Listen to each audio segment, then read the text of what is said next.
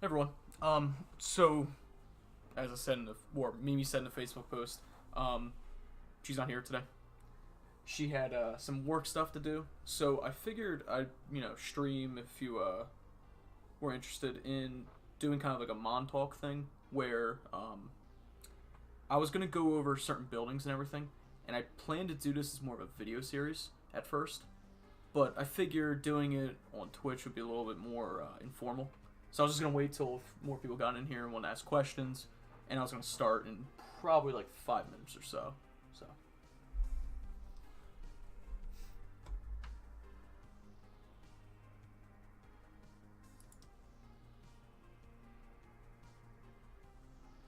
yeah, I was hoping we could get a game in tonight because I think I was gonna be playing. I don't know if it was gonna be Defender X Sky Sentinel or Sky Sentinel Azor. I know Mimi wanted to play Yashith really bad. We actually played a game recently. I played Double Dinos with Khan and Armadex, and I got my ass absolutely beat. That she picked Isles Annihilation against Cthulhu, or she was playing Cthulhu Yashith, and just tabled me. It was rough. So let's see. Yeah, anyone coming in here, I apologize. It's not going to be the normal game that we're doing. Normal game format. Kind of more of like a background thing. Going over buildings and stuff.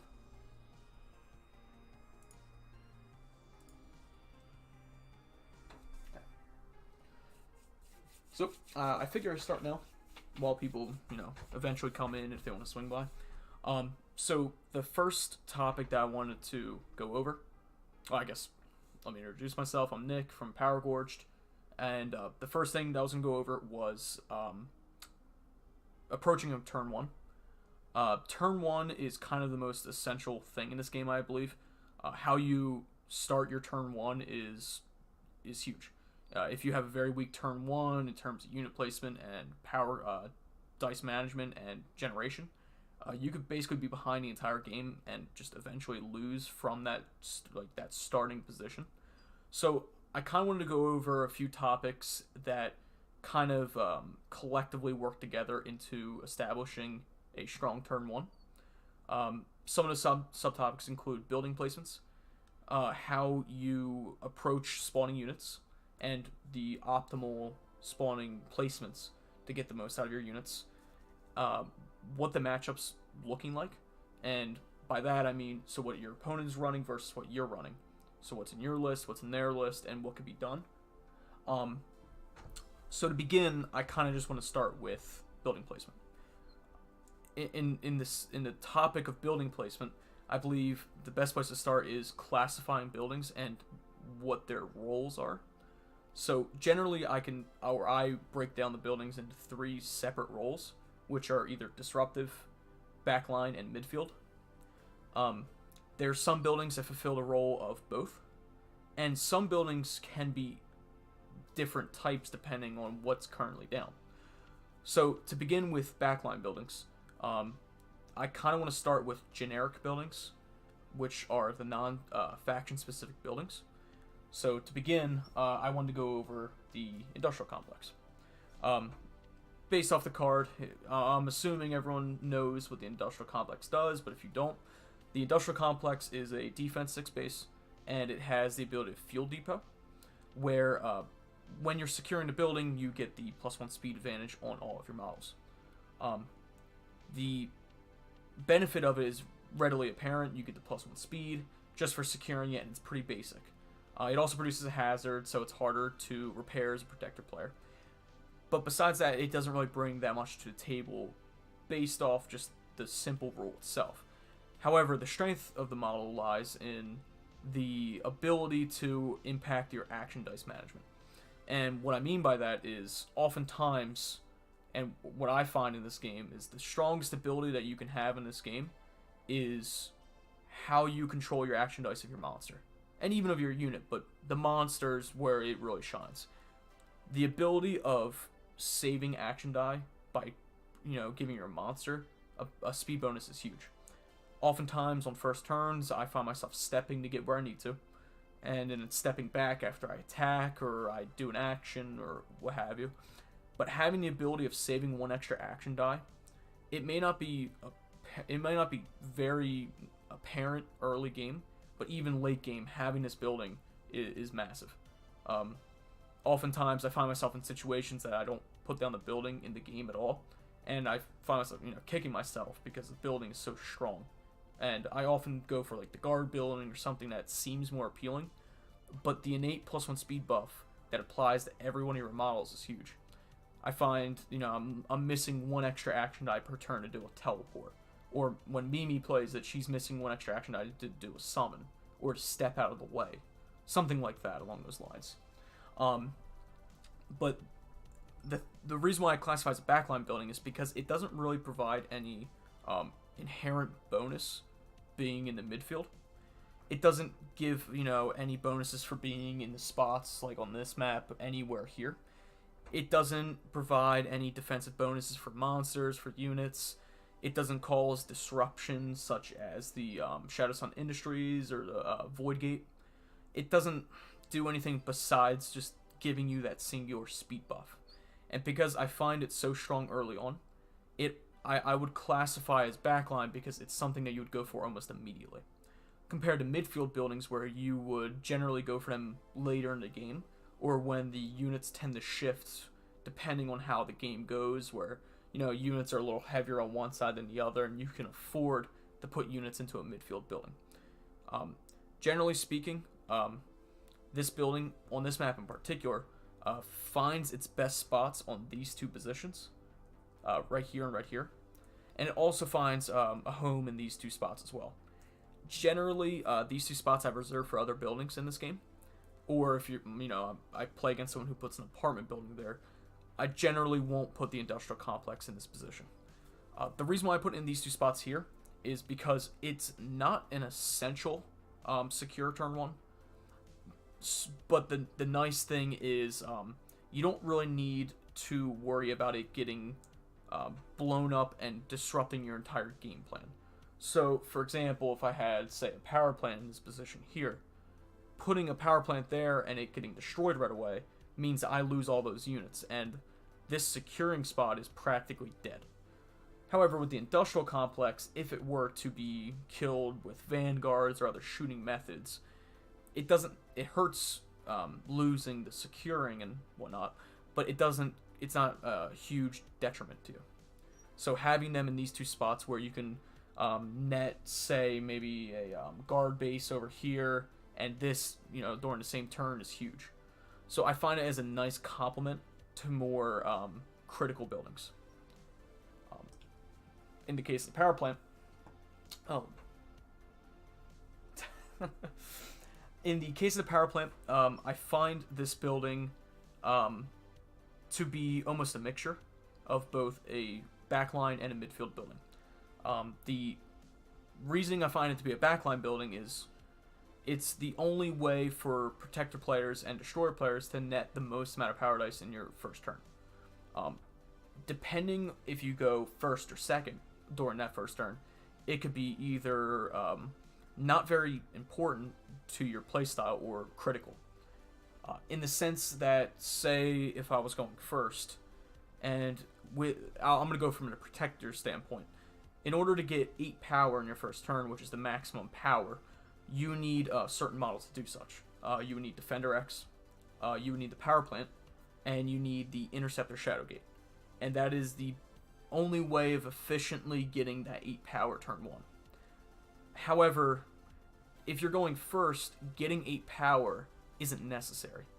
Oftentimes, when you do your first monster turn as the first player, you're getting so many power die, but you have nothing to do with it yet.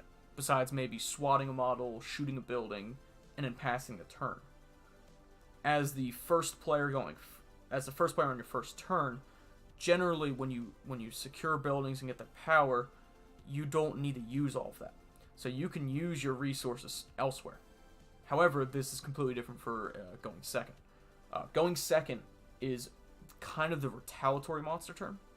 You often follow what your opponent does.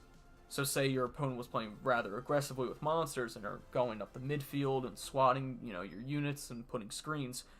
You need to have that jump in power turn 1. as a second player. And generally, when someone who plays very aggressive against you, you don't have to use the action die to get to them as much.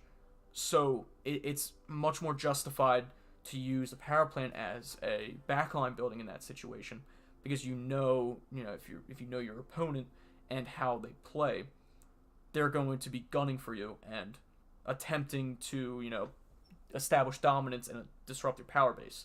So having that extra power generation, and the reason why I put it back here is because that's where I usually put it, that is pretty much unable to be disrupted easily when it's further back, is huge in this game.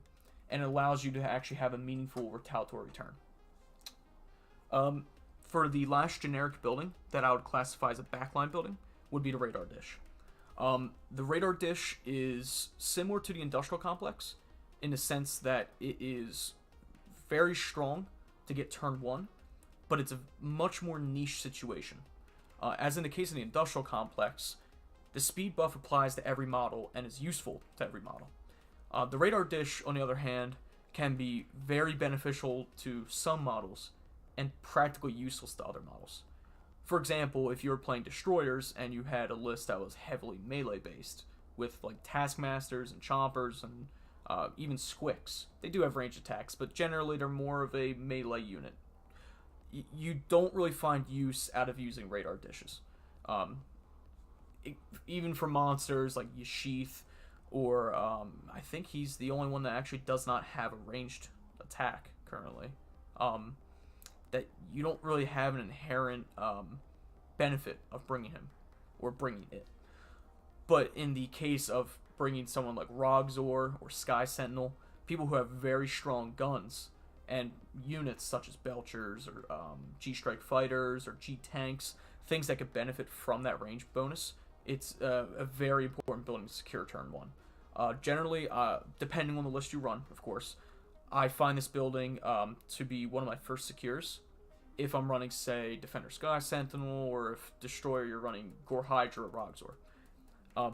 This building itself is very similar to the Industrial Complex, where you can place it here, here, in these two spots. And I also find myself occasionally putting it in this position here. I believe this applies to Protectors a little bit more than Destroyers, in the sense that it is incombustible compared to an Industrial Complex. So having a building that's incombustible in the center allows you to be a little bit more flexible of where you're able to change the course of your playstyle, or how you change your playstyle throughout a game. And it gives you more options. So, for example, if your opponent is playing Rogzor or Sky Sentinel and takes out this building, it provides a rubble instead of a hazard. The fact that you have, as a Protector player, the tool to rebuild that into whatever you want later in the game as more buildings are destroyed is a huge benefit. You'll find yourself in situations where you're like, I need extra speed this turn, or I need extra range if you want to rebuild it again. You're able to have that flexibility of changing that building on a win.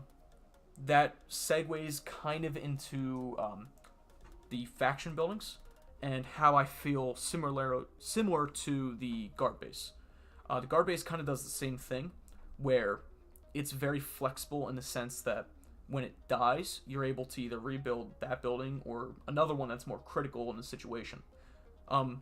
It's also nice to be able to rebuild a building into something that produces a hazard, so you could do more damage to an opponent the following turn.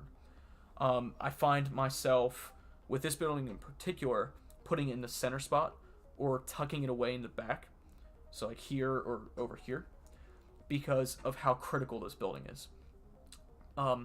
Inherently, the building itself is very straightforward.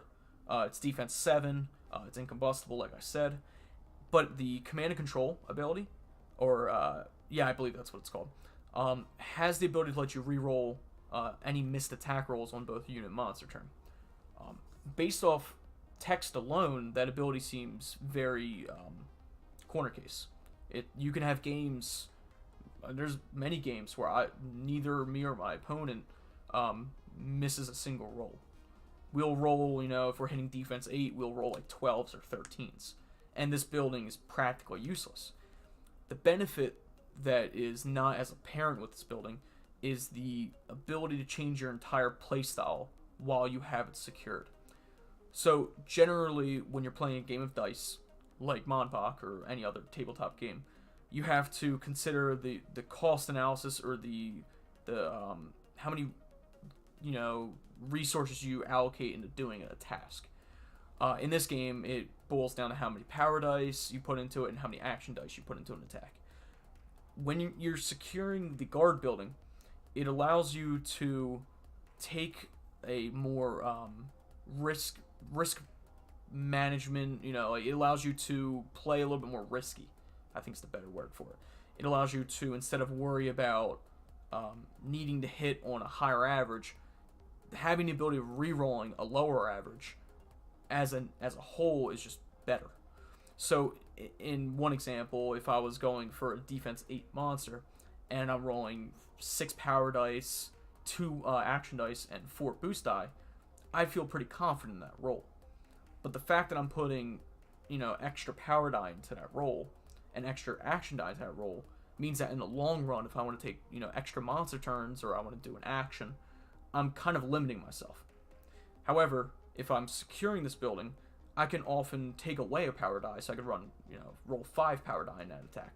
Or if I'm feeling that that lucky, I could take away a power die and an action die.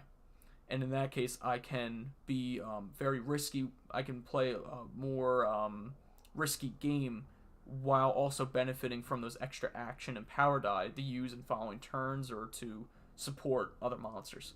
And I find myself with the guard building in particular, not actually rerolling that often. I find myself just being able to save action and power die every single turn with it.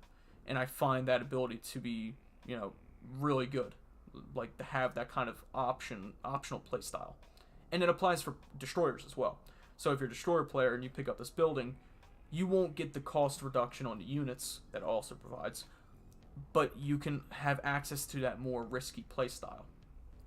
And in the case for destroyers, when you're playing against a protector player, protectors as a whole have higher defense models. Between Zor Maxim, Zor Raiden, and Krakenoctus, when he's released, along with Sky Sentinel, you have more defense 9 plus models across the board. So having access to something that can, guarantee that roll against the opposing faction is huge. In terms of placement, I believe, like I said, putting in the center spot here, back in the back right corner to keep it screened as much as possible, and putting it back here or here is huge on this map.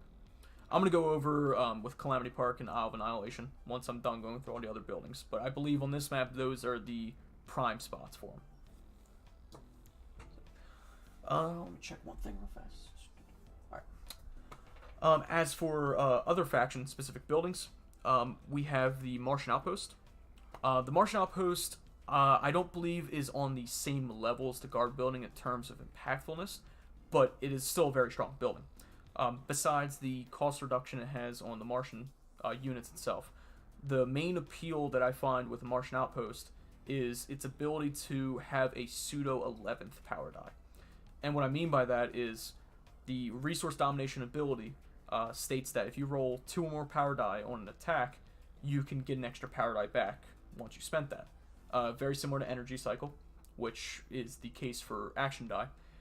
The resource domination ability allows you to almost play the opposite as a guard building, where you could put more power die into an attack and not feel wasteful.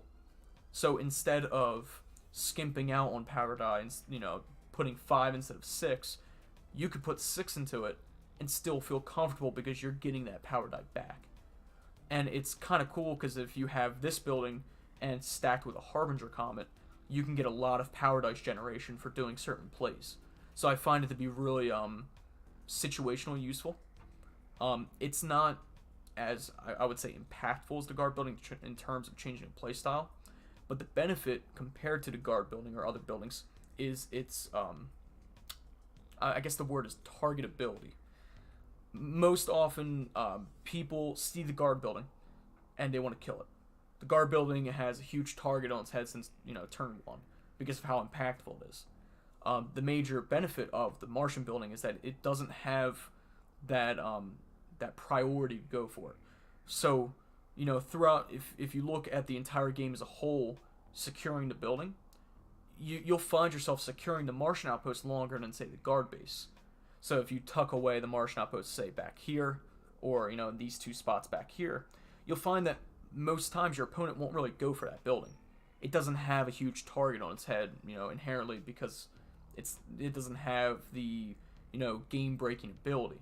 But throughout the course of the game, getting that extra power die every single turn is massive. And that kind of segues into, another faction-specific building, which is the Harbinger Comet. The Harbinger Comet kind of fills the same role as a Martian outpost, but it also applies on your unit turn, which is huge. Similar to a Martian outpost, it reduces the cost of Planet Eater units, but it provides extra power die when you kill models in both the monster and unit activation. The appeal of that is that it applies to unit turns as well. So, because it's not as high of a priority target as a guard base, you generally find this building getting a lot more work done throughout the course of a game than, say, a guard building, because your opponent generally won't go for it unless they have a open throw to go into the building itself. So I value the fact that the building doesn't have a giant target on its head, and it can get more work done throughout a game. As for backline buildings as well, similar to that is Mount Terra. Mount Terra is weird compared to the last two, which was the Martian Outpost and the Harbinger Comet, because it doesn't provide power dice. The effect it provides, I think, is arguably better, and it is, in the games that I've played with it, almost game-breaking. I've never played the first edition of the game. Somebody said the ability in the first edition was Beacon. So, similar to the other two buildings, and even the guard building, it provides a cost reduction on your Terrorsaur units. So that's always inherently good to have if you're playing Terracon Carnodon list, or even Armadex and Maxim with a bunch of Carnodons. That's kind of nice to have that ability. The main appeal is Tectonic Shift. Tectonic Shift basically allows you to spend an action die during your unit or monster turn, and you can advance to 2 spaces. The huge, or the big thing to look for is the fact that it doesn't say step. The fact that the ability says to advance actually means you can walk over units. So, as you know, based off the rules itself, you can't step over units. So oftentimes, during a turn, you'll find yourself, you'll walk up to a monster, you'll step to get to him, you'll throw him into a building, and then you're locked against your own unit.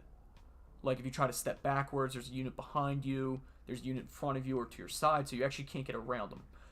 The huge thing with this is the fact that you can walk over units with it. So there's situations where oftentimes you can't hide, but now you can.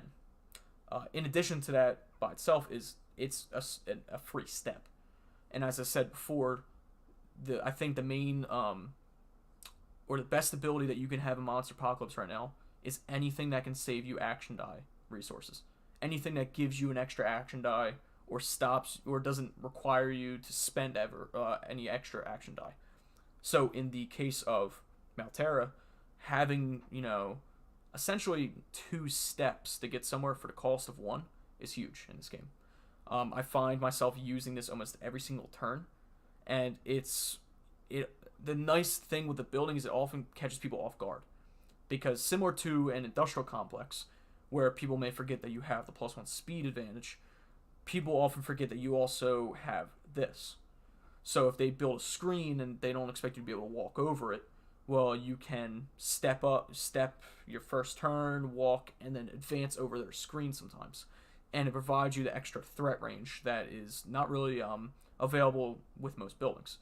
So I find this building to be very strong right here. The downside with having it in the center as a protector player is you can't rebuild it very quickly, compared to, say, a guard building or a radar dish. But I do find it very strong, in the backline positions here, and even sometimes up here if I need to. depending on if the opponent puts an apartment complex or anything there. Yeah, I believe that is it for the backline buildings. So the next topic would be the midfield buildings. Midfield buildings are buildings that directly impact the game when you're not securing them just for power or for their ability. It's hard to describe because they're not ones that you're going for turn one. They're not ones that you maximize your unit spawns to get right away. They're ones that you plan to use later in the game and are very map specific. So I guess I'll start with the generic buildings first. The first one that is a midfield building would be the simple apartment building. The apartment building, it has a better place as a disruptive building, but in the sense, or in the case of this, or depending on the map, it can actually have a disruptive effect even in the midfield. So even, let's just say on this map, places like here and here that have power spots next to them are actually very enticing secures later into the game. So the ability to throw apartments on these two positions here and here is actually very strong because you can stop them from double dipping on both the power spot and this building here. I believe, especially on this map, that's actually one of the first places I tend to put apartment buildings. In addition, I tend to put them here or here as well. And I generally do that because, same with this spot here, they could double dip on the power spot or double dip on the unit spawn spot. Of course, it depends on what you're playing against and all, but I find that those tend to be the best positions on this map in particular. The rule of thumb that I usually have with apartment buildings placed in the midfield is if it has any adjacent power spot or green spawn spot, I tend to put apartments there as soon as possible. Besides that, the apartment building has a better effect as a disruptive piece into the backline phase, which I'll go over as the last area of buildings. For the next generic building I have is actually the skyscraper. The skyscraper is a really weird building.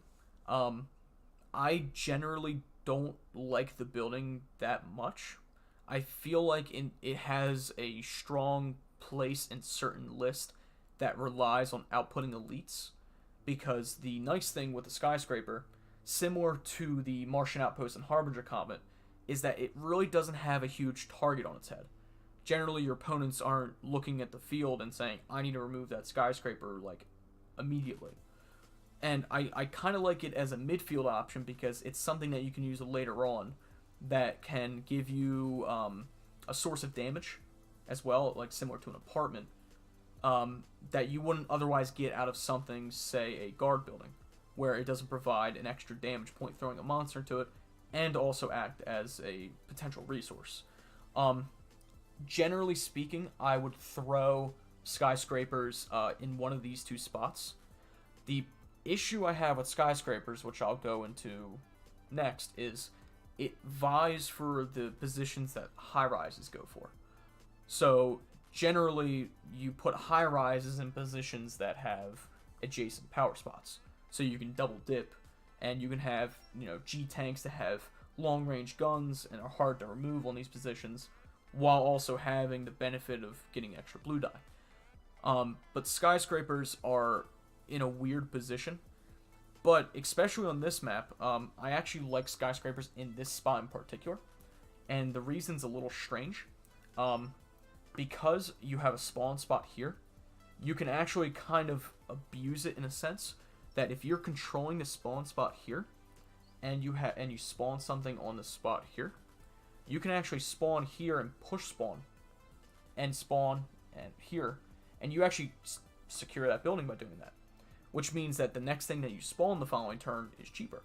So having the skyscraper in one of these two spots, depending on what side you're playing on, is actually beneficial, and it's kind of like a weird little per map basis kind of deal. I'm gonna go over with Calamity Park and Isles of Annihilation, but I find skyscrapers actually best here and here. It's, of course, like I said, situational because you may want a Shadow Sun building or a high-rise there instead. but it could be useful in the game. Like I said, the building that I like one of the most in midfield is the high rise. The high rise can also act as a backline building. I tend to actually put them as far up forward as possible. Generally, when monsters start, beating the shit out of each other and start going in on each other, your monsters kind of tend to be in the center. So having the ability to kind of have the healing ability on right there is very nice. The main appeal of the high rise though is for ranged lists. Lists that focus on having a gun line set up. So things such as Rogs or Belchers, having just Spitters in your list, playing Sky Sentinel with Planes, or even say Spikeodons. Having the high rise, especially on this map, in this position, and mirrored if you're playing on the other side, here and here, are very strong. Similar, you can actually put it in the position of the skyscraper, because if you do that little spawning trick here and place a model here with that push, if you have a comm array secured, you can actually shoot across this gap and touch the other side across here, because it's range 6, so you can actually start shooting these buildings or shooting power spots while securing from back here. So if you're here, you can touch the power spots, because that's range 6, I believe. Yeah. So you can do some weird interactions with having a high rise in this position as well. Yeah, so in the case of having these buildings in the midfield, another strong one that's faction specific is the Shadow Sun building. The Shadow Sun building is a strange building. When I first started playing it, I found it to be kind of underwhelming, or I was too scared to use it, because I didn't want to have myself getting killed when I put one down. But I actually found this building as more of a tech building. And the interesting thing to read, or I guess I'll go over what the building actually does first. And I will with the high rise, I apologize, and go over that. So the Shadow Sun building states that it has the underground network ability. So if you're securing this building, you can treat any other model with teleport or any other building with underground network as an adjacent tile. And what that means is if you have a building, say here, and another one here, you could treat these tiles as adjacent and step there. So it has a very strong offensive capabilities, because you can touch other sides of the board with slower units, say Carnodons or Chompers. You can send them, so say if you had one here, you're able to send them across and directly impact the power base of your opponent. The issue is that it's a two-way street. Your opponent can also use it and walk towards you and use this building and get into your backline. So, looking into it further, I actually found myself using this building more defensively. Particularly on this map, the number one spot that I use this building, if my opponent doesn't know, is here. The reason why this position is so strong for protectors or destroyers, and even if you're not even running teleport models, is knowing the shadow field ability on this model. So what shadow field states is that this model and models base to base, not adjacent, do not, when you shoot those models, your opponent doesn't get boost die against them. So what that means is, say if I was shooting this building with, say, Rogzor, I don't roll any blue die against the building or against models base to base with it.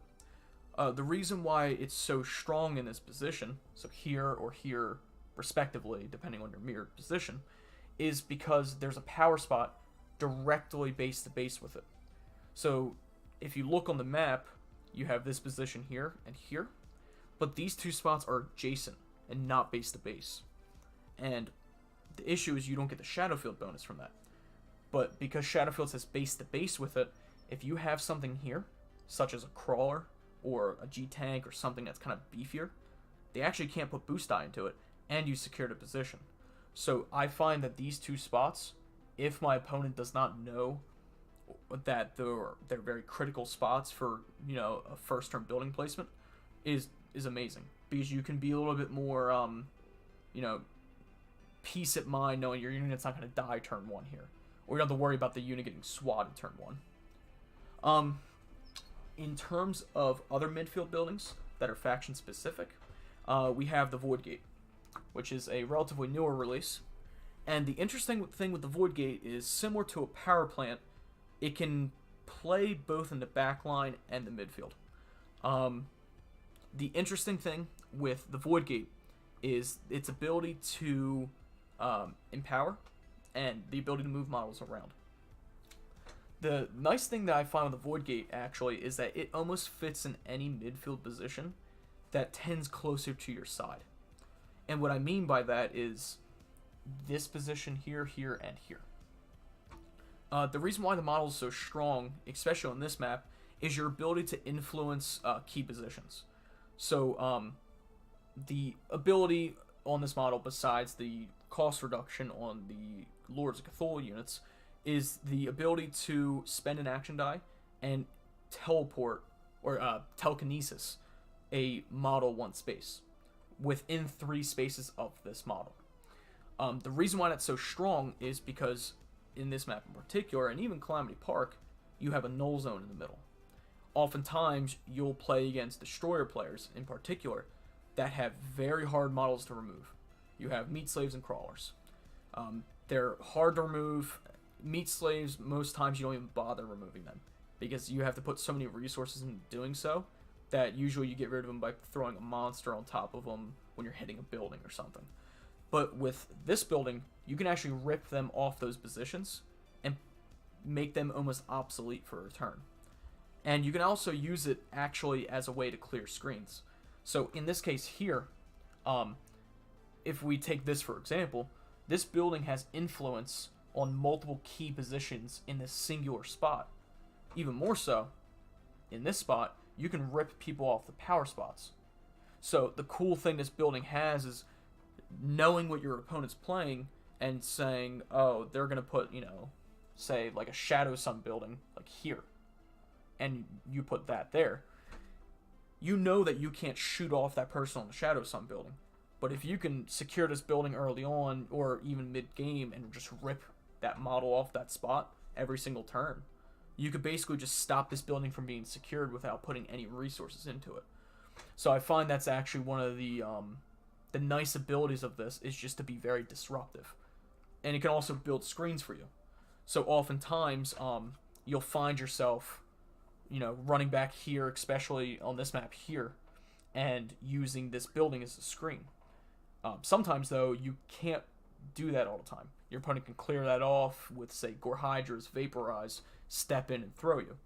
But having the ability to move somebody as a screen that isn't, that isn't being very useful that turn, and placing them, so say you had someone in this power spot and you move them to the side, having that extra unit can save a monster from being thrown.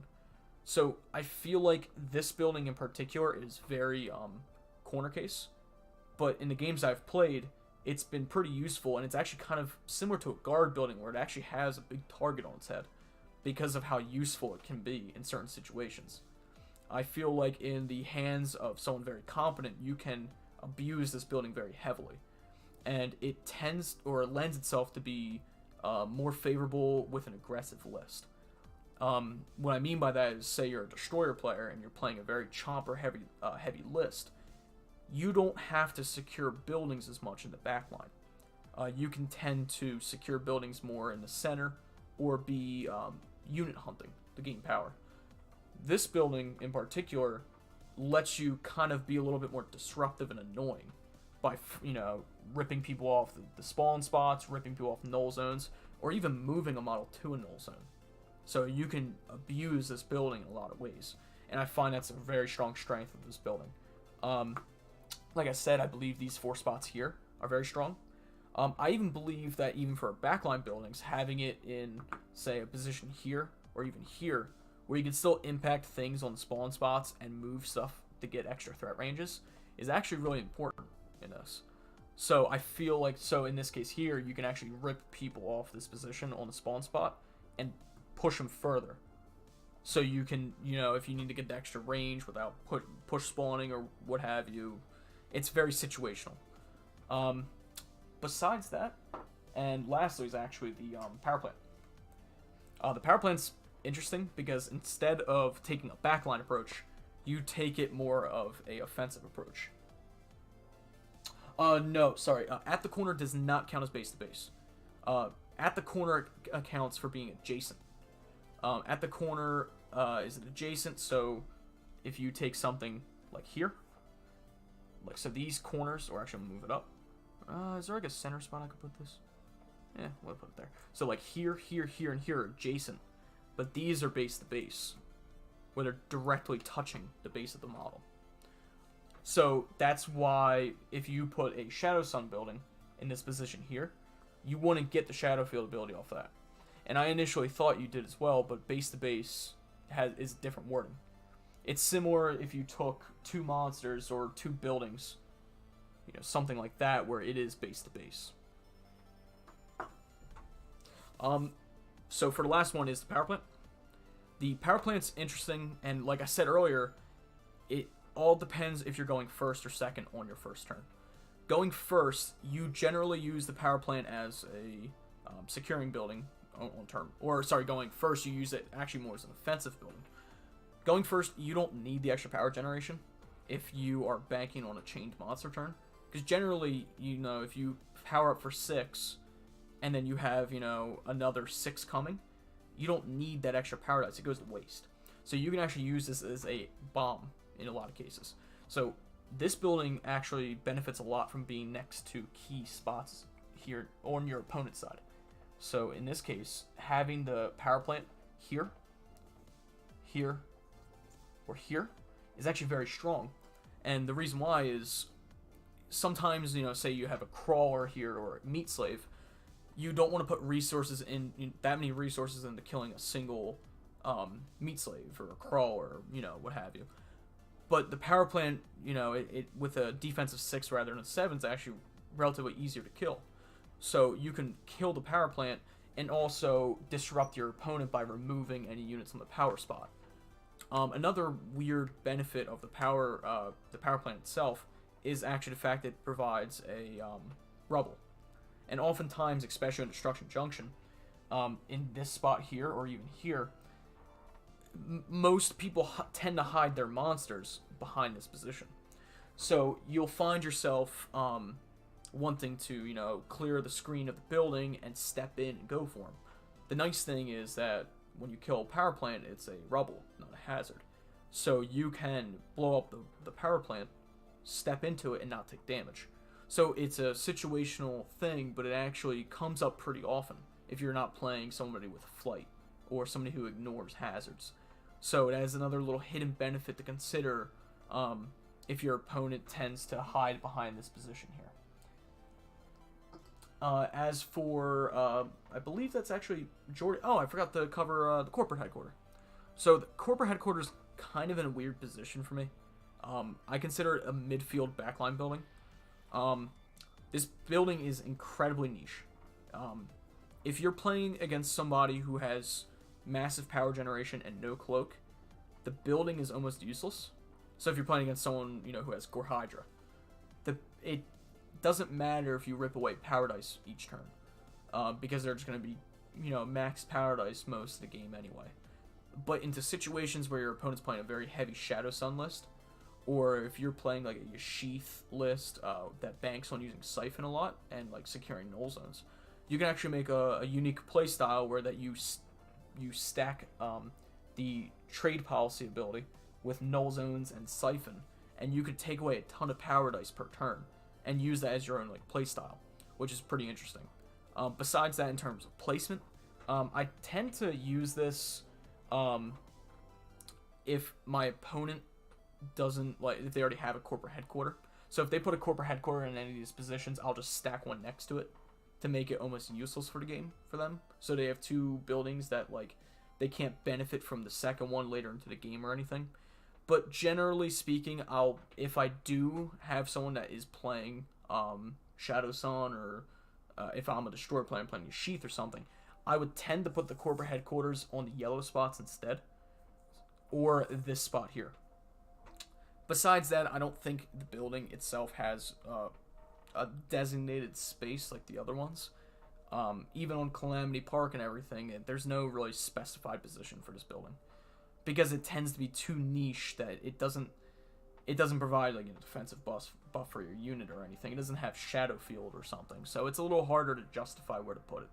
But it can be incredibly useful. But it's kind of a per matchup basis where you put it. And then last is the disruptive buildings. Similar before, power plants are very strong. If your opponent, or if you know you have the range to go for your backline for your opponent, placing a power plant in his back corner can actually be strong sometimes, because it almost baits your opponent into getting that extra power that first turn. But if you're going first with your monster, you can, let's say I'm playing Sky Sentinel or Rogzor, I can abuse that by taking out that building and netting all those power dice from the building, or if you're playing Rogzor from Annihilation or Destruction or whatever the ability's called on this gun, where you can basically kill off this double secure spot with that power plant. Granted, your opponent doesn't put that there initially. However, the main building that I would consider a disruptive building is the apartment building.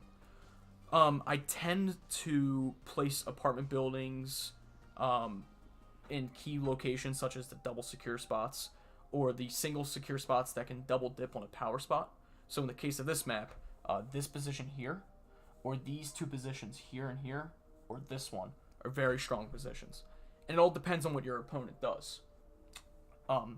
So that kind of segues into how you place buildings when you first start a turn. So I guess the best course of action would be to cover this map first, and how I would approach setting up buildings.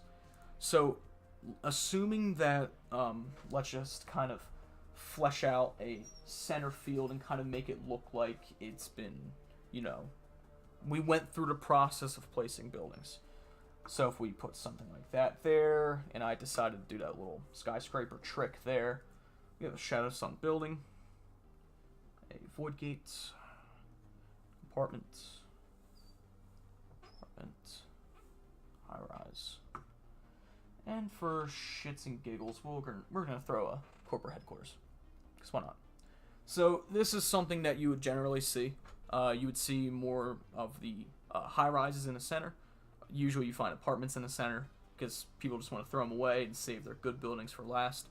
And then the kind of off the stranger faction buildings, such as the Shadow Sun or the Void Gate. So in the situation that I'm going first, placing buildings on this map is kind of interesting, because when you initially look at this map, the two spots that you find yourself gravitating towards is the center spot here with the power spot, or the double secure. And most often people will, I have, 6 planes in my list. I can easily double secure in this position and be very disruptive. But it depends on how you want to choreograph your first turn. I often find myself actually not even going for this position because it's so very common to do so. Oftentimes people will choreograph that they're going to be putting both their buildings there and plan out their entire game plan around having this corner. But actually kind of tending to be on this corner is actually what I actually play more on this side than this side. And it all depends on if you're going first or second. So in the case I'm going first, it kind of depends on what I'm playing against. So say if they are playing something like Sky Sentinel, where they have high mobility and a long-range gun, I tend to not want to put anything here, because Sky Sentinel, and even someone like Terra Khan or Rogzor, can actually touch these buildings very early on. It's very hard to hide those buildings, because they have abilities to screen themselves here, and I'm going to go over how they can actually screen monsters with the building placements. But these positions almost seem like a trap to me. They're very strong if your opponent leaves you alone and lets you double secure all game. But most times I will, when I do my first building placement, I actually find myself either placing my building in the center first and letting my opponent decide where they want to put me for the following turns. So when I go first on this map, my first placement building-wise, is actually usually a guard base in the center, a industrial sometimes in the center, or a commoray in the center. It depends on the list you're running. I can also put Mount Terror in the center as a protector player. The interesting thing is putting faction buildings here and skyscrapers. Normally, you put faction buildings instead of skyscrapers. The reason why it's very strong here is because of the spawn positions. You can actually pull off cheaper spawns if you play it correctly. And what I mean by that is, if you, let's say, are starting up your turn, and you spawn 2 models on these spots here, if you push and spawn another model, you have 3 models already securing your faction building. So in the case of a protector player, if I spawn, let's say, a G-Tank, and I say I want a rocket chopper, I'm actually securing this building now. So that means that I can actually spawn something for free, a guard unit for free, which means that I can actually get more efficient action dice for investing in this push spawn here. And it's interesting because, especially on this map, you can utilize that to push spawn this direction. And what that allows you to do is get towards this forward power zone, or this forward power spot. I find putting faction-specific buildings in the center to be probably the most strong option as your first turn positioning. And generally, your opponent will meet that with putting an apartment here or here. Generally, they don't want you to have this double secure position. And depending on your list, so if I'm playing a very Carnodon heavy list or very Chomper heavy list, where I don't have many flying units in my list, this doesn't really impact me that much. But if I'm playing something with more the G-Strike fighters or more Squicks or whatever, it is actually a little bit more optimal to go for this position. But oftentimes, I actually just go for the center and let my opponent decide which side of the board I'm playing. So, assuming that I'm still going first and my opponent met me with an apartment building here, my next course of action would be to decide, do I want to A, disrupt them, or B, continue to build my own base? And oftentimes, this is kind of where it gets a little gray area, because depending, of course, what they're playing, if they're playing very melee heavy list with no flyers or anything, shutting down that double secure spot isn't really that impactful for them at all. It really doesn't hurt them in any way. But if they're playing, like I said, Squicks or heavy planes, shutting down this position similar to you is very strong. And you can almost manipulate how they play the game by, like I said, kind of tending to place buildings in certain areas. So what I would do is the first placement I would do is actually put it, let's say, I'm going to grab an extra apartment building, which I forgot to grab one. All the buildings over here. There we go. So, generally, I'll throw an extra apartment building over here and just completely nullify that position right there. In that case, it makes your opponent choose a certain side to play on. And since you already have your center one established, you can kind of go both ways here. So generally, if your opponent sees that you put an apartment building there, they'll either choose to go on the left side or the right side. And depending on where they place the building, you can either keep disrupting them or just establish your own side. So let's say in the case that they want to establish it and they have the flying units here, you can shut down that position over there or just let them have that double secure in that corner. Oftentimes, I actually just let them have that double secure over there. Or, like I said earlier, I'll throw a power plant. Or, let me flip. Even a power plant actually there is not terrible. Because even late game, you can, if you have G-Strike fighters, you can use your fast units with guns and take out that power plant very early on and completely shut down any power dice generation throughout the game. But let's say we went with that or instead of a disruptive playstyle, you want to be a little bit more proactive with your building placements. I actually tend to place this building here first. So let's say to place there. And normally, if I already have my guard building, I tend to either go for a comm first, or I tend to go for an industrial. It all depends, like I said, if you're going first or second. If I'm going first, my next placement would definitely be the power plant. Power plant kind of gets on the back seat if I'm going first. Or, sorry, if I'm going second. Because I would usually be using them as more of an offensive option. But in the case of this position here, it allows you to build either towards this position as a double secure with 4 units, or over here is a double secure with 4 units. And I find that most opponents tend to build their own base on their side as they, instead of disrupting you. So this position here is actually kind of strange because people don't tend to disrupt this position. It's kind of like out of sight, out of mind. But placing power plants in this back left corner is huge because if you put 2 units here and here, you secure both of these buildings, and it's really hard to remove these 2 buildings. They're not, huge targets by any means, and they kind of have to put themselves out in the middle of the board without much cover to take these out. I tend to find this placement to actually be a little bit more efficient than this placement most often, because this placement generally dies very early on from shooting or being thrown into it or anything, so it's kind of hard to keep this thing alive throughout the game. But I tend to find that placing these 2 buildings first and getting the first grab on this position is huge. Now this kind of all changes if you're going second, because of course going second means that you have to place your building second. So sometimes, like I said, it depends on the situation. Your opponent may want to try to screw you over early by placing an apartment building here, which kind of similar to what I did, which it makes you choose a side that you have to go on, and it's very difficult to not be very obvious with how you're placing your buildings.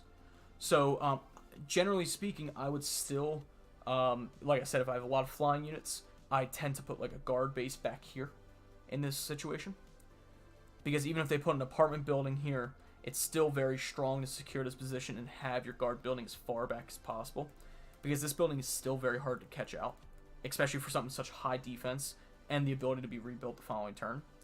And kind of similar to the center building, you can do the trick where you spawn and push and do that, but it's not as efficient in this position.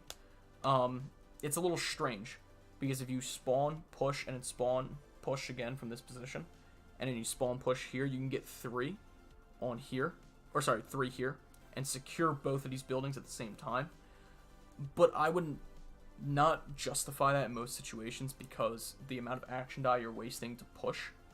However, if you have like a weird situation where you have like this building in a skyscraper, and you can get a double reduction in units and get 2 free units for doing that, it actually almost balances out that cost.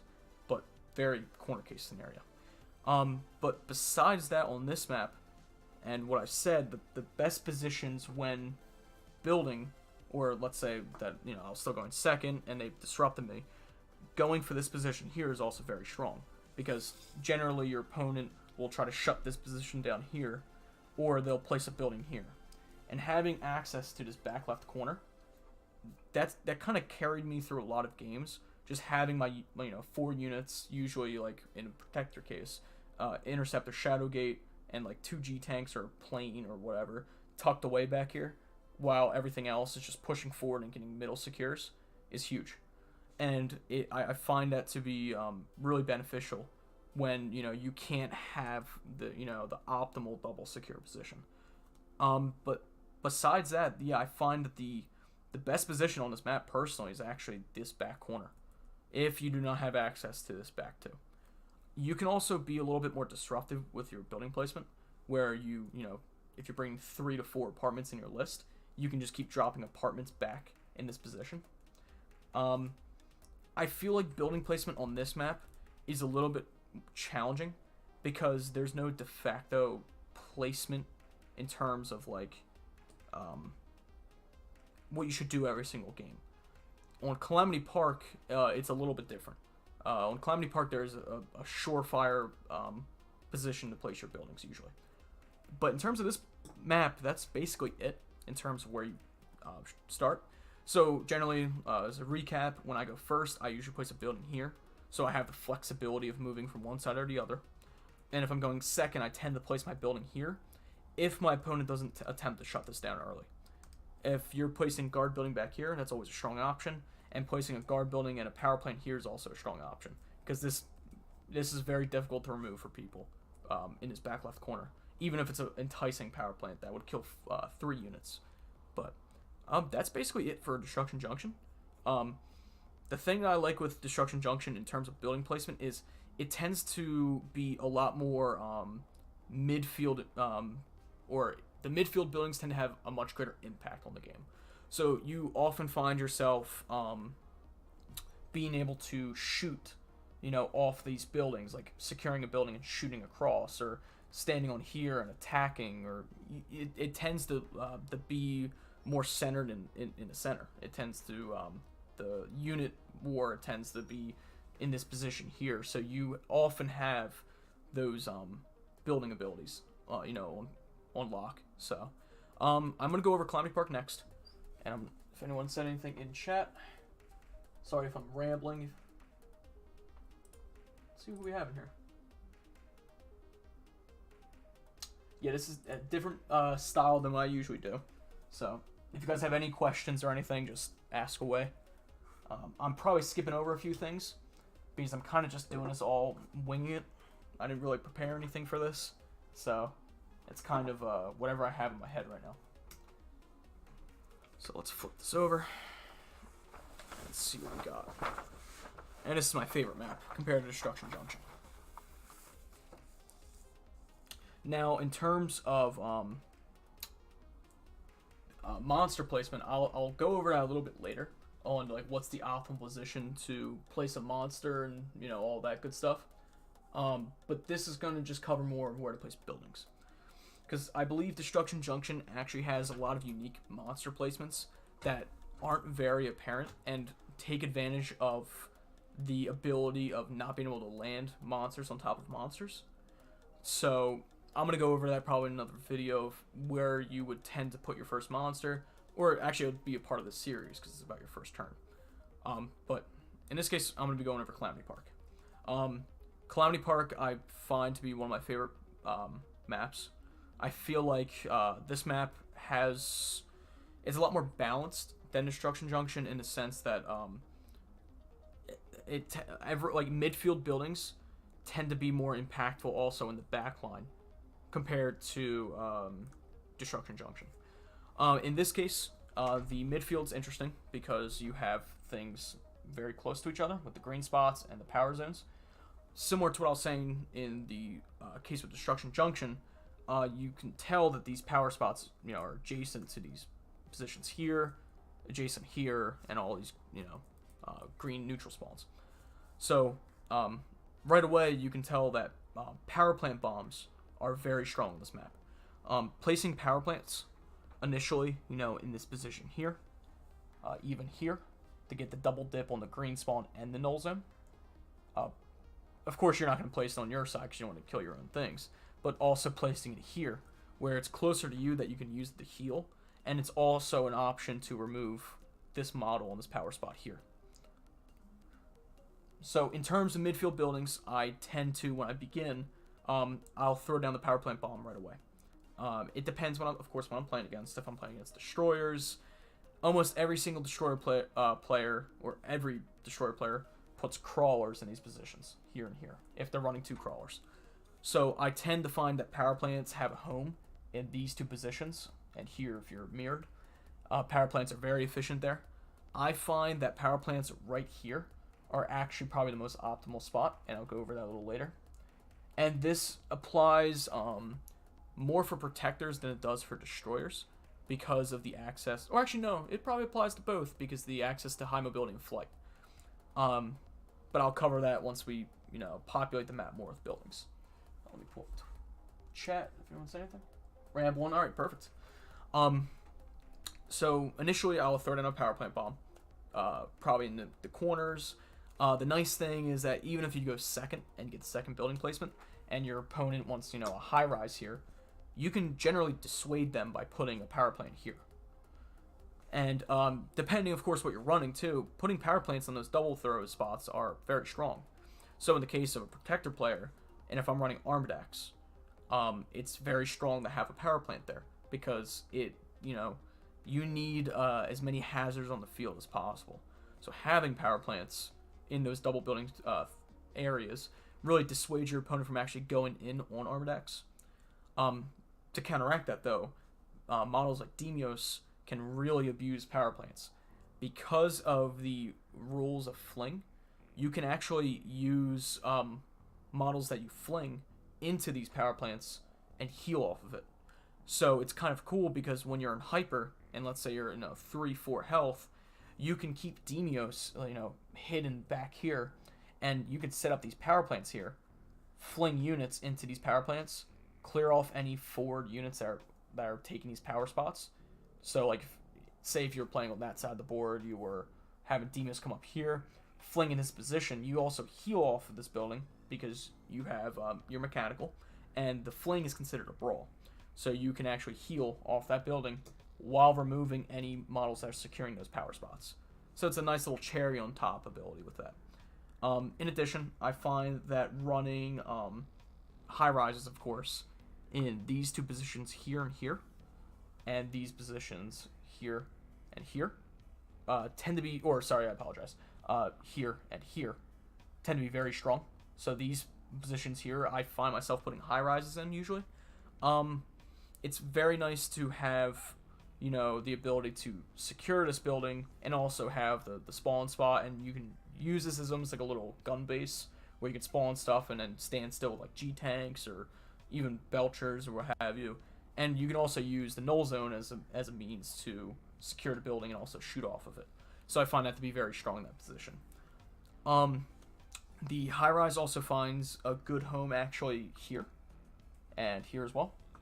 And although it doesn't really give you a innate bonus for being there, I found myself in some games actually securing here as a screen and shooting off of this building. It's a little more corner case, but this is definitely an option when considering. And it's also closer to your side of the board, so if you need a way to run back to your side of the board, kill the building to heal it with a living model, and just book it out, this tends to be a very strong place for high rises. As you can notice with this board, there is no power spots base to base with a building spot besides the center building spots. So the Shadow Sun building tends to fall out of favor here, except for two positions, here and here. I love putting the buildings here.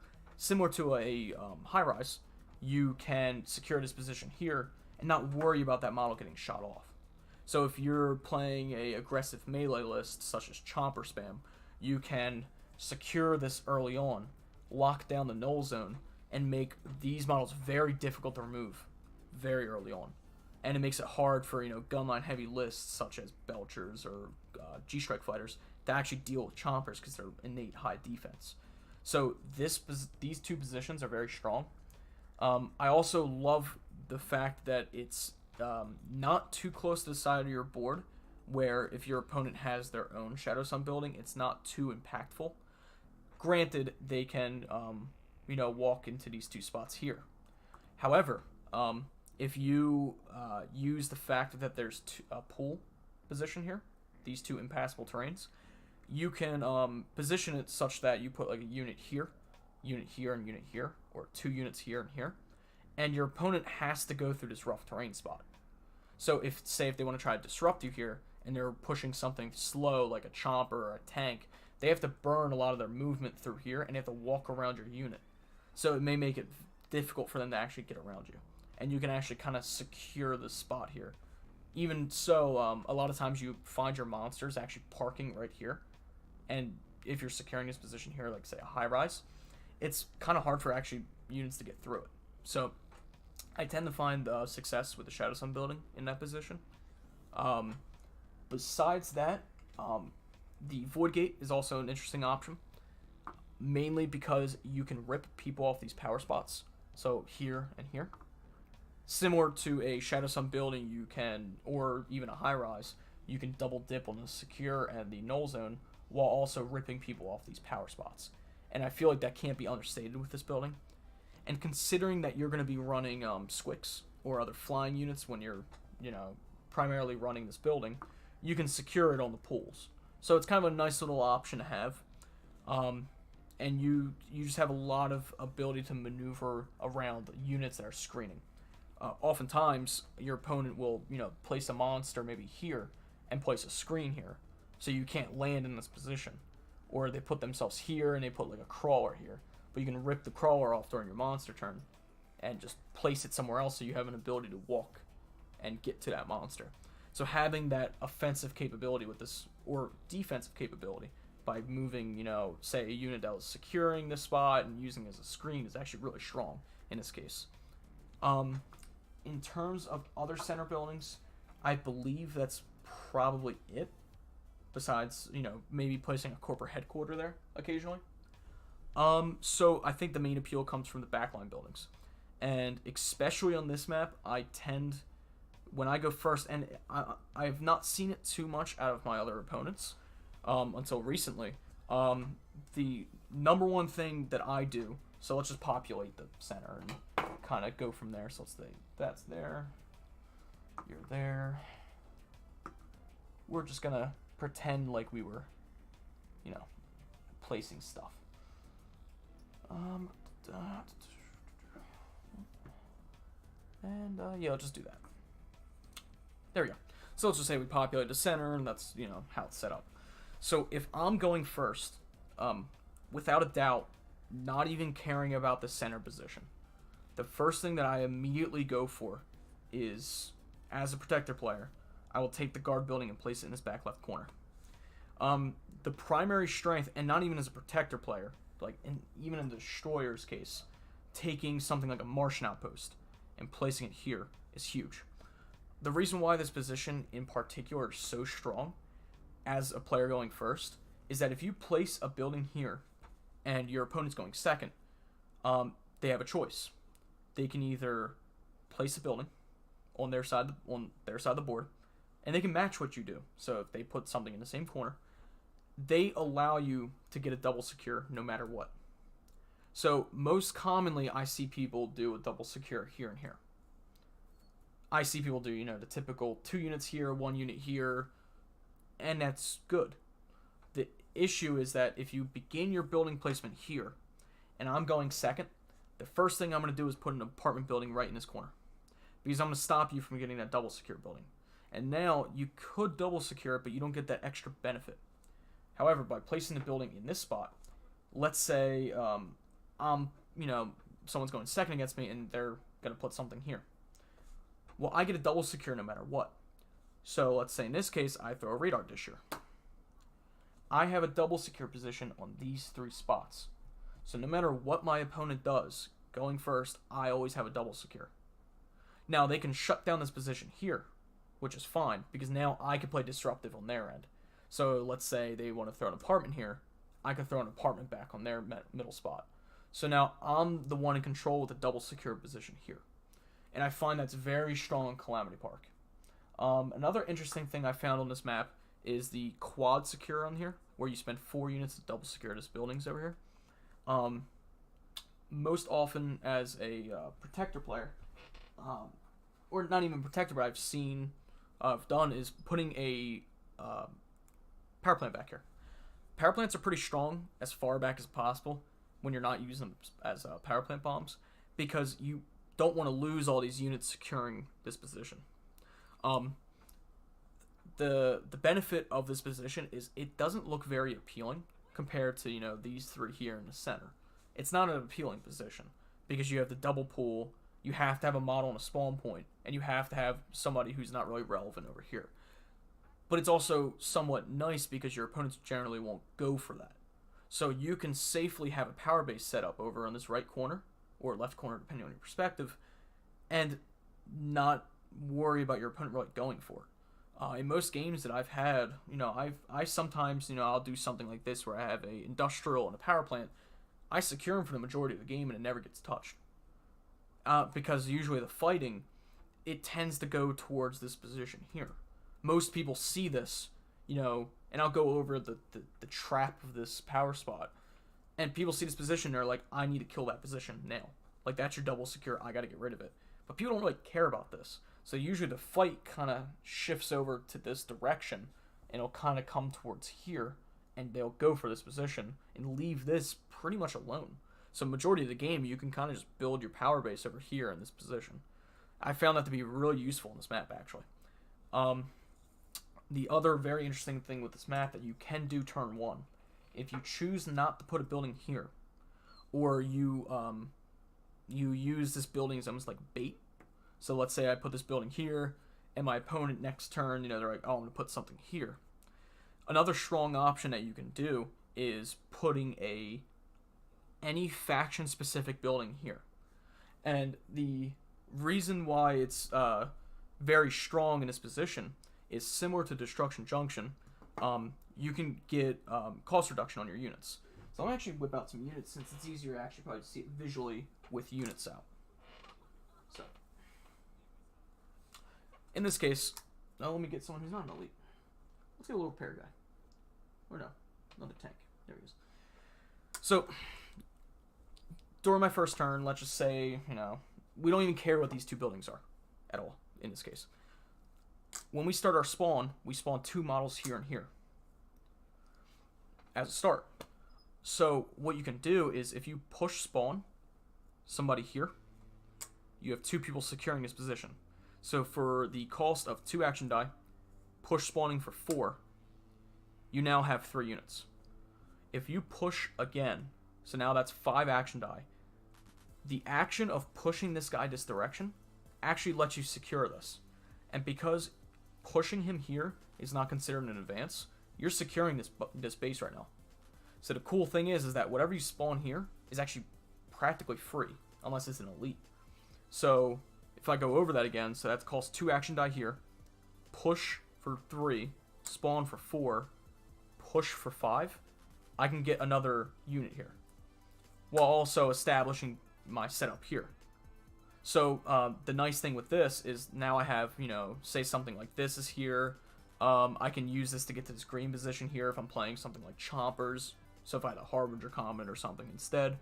And you can actually do something, what I tend to do, if I do this little push thing here, I actually tend to put like a plane like right here. And I'll use this plane to fly over to this position. So if I have a plane on me, I'll kind of go through what I usually do in my first turn. If I can find all my stuff. There you go. So a little plane guy there. And I need my interceptor and some other stuff. Let's see what we can find it. You. And you. There we go. So what I tend to do, and I guess this visually would be easier to see if I also had the dice out as well. So let me get the dice real fast and do it all there.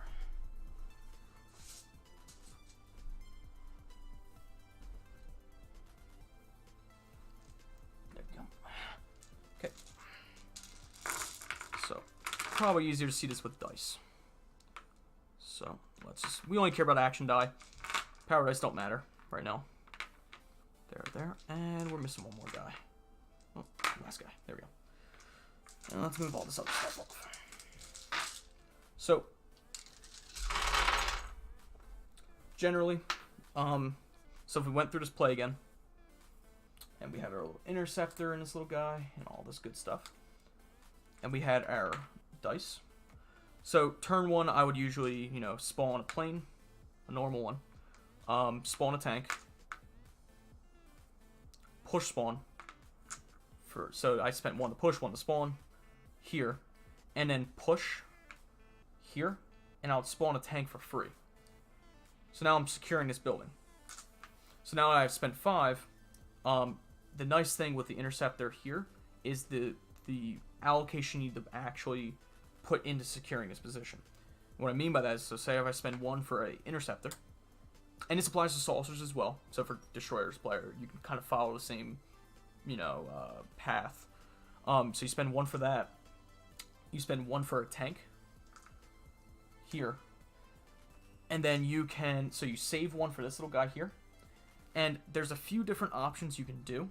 Sometimes this is a little bit of a trap. Now, what I'm doing here is actually a second player turn. I wouldn't generally not do this as going first. And you're going to, I don't know if you're going to see it right away, why I would never go for this position here. And I actually regard it as a trap. It's very baity, per se. So, generally speaking, I have 2 action die left. So I can drop an elite over on this side, like an elite plane, or just drop a another tank over here or something, and keep one in the reserve. But what I can do is, so we have 2 left. I could push spawn here and lock down, just get another unit back here in reserve. So if I did like a push spawn here for those last 2, so we like drop him back here, and then we have like, I don't know, I said a repair truck or something, like back here. The issue that I tend to see that happens once this occurs, you can actually even throw a plane if you want, but is now that I have this extra action die, I can move him here, spawn a shadow gate, and now I double secure here, and this guy can go honestly wherever. It actually doesn't matter where he goes. Now, in most situations, I would go up to here. The issue with that is what happens to you as a second turn player. And what generally can occur is that if they have a monster, let's just say it's Armored X in this case, they can take their monster and take this unit and swat it into your building or other units. If you're not having a crawler there. If you're a protector player, we run into this issue. So it's almost kind of a baited trap to put somebody here. So generally, I like to put a unit over here and grab this power spot instead.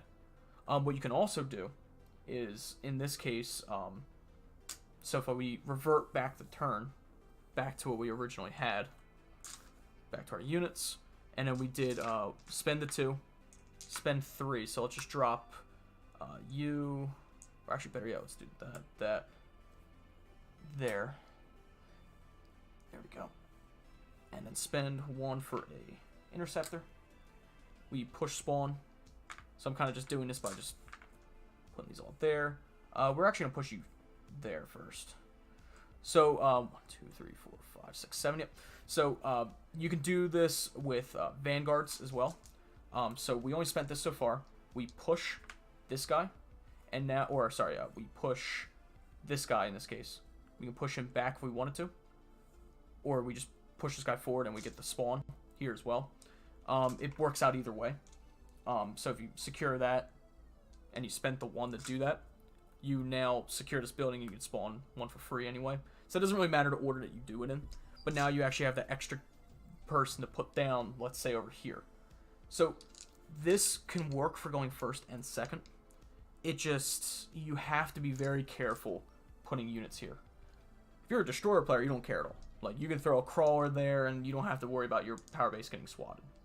So actually, if I did this from a destroyer perspective, which I find to be a lot easier, doing this kind of stuff, and it's what Mimi tends to do a lot when I play against her.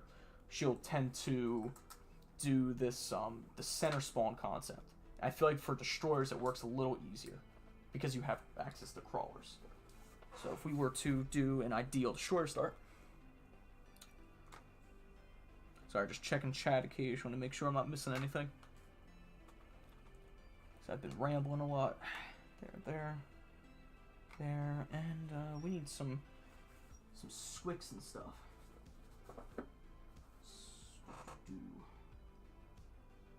Oh yeah, power pod. And I believe we need 1 more model. Or actually a few. There we go. So I find this to be a lot easier to do with destroyers, because you do have that extra layer of safety as a destroyer player compared to a protector. So this is our little force that we have, and we have our people in our units. And let's take this guy and turn it into a Harbinger Comet. So similar to what I did before, if you spend, 2 to initially spawn 2 guys here and here, and you spawn 2 more to initially put ticks in this position here and this position here, And what you can do now is, if you choose to do him first, or you do a power pod, doesn't really matter order you do it in. But if you push this guy here, and then spawn somebody, so I guess in this case it really doesn't matter exactly what we spawn. So just for our sake, we're just gonna throw down this guy. But now what's interesting is we push spawn here, so push for 1, and then we spend 1 to spawn. Now we secure this building. So now our next spawn is cheaper. So in this case we can just spend a chomper for free. So we can throw a chomper here. And now we have the perfect number of dice left. Because now all you do is just push spawn. You push spawn here, you throw a chomper here, and you do your turn as normal. And what happens, and this is why I love, you can do this with protectors too, but like I said, the swatting thing's an issue.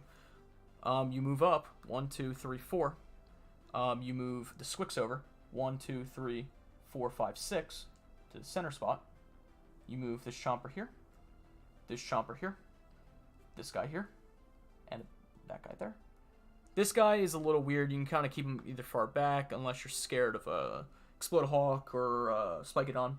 But if you see my setup just on that turn 1, you know, if I'm going first in this case, I'm getting 1, 2, 3,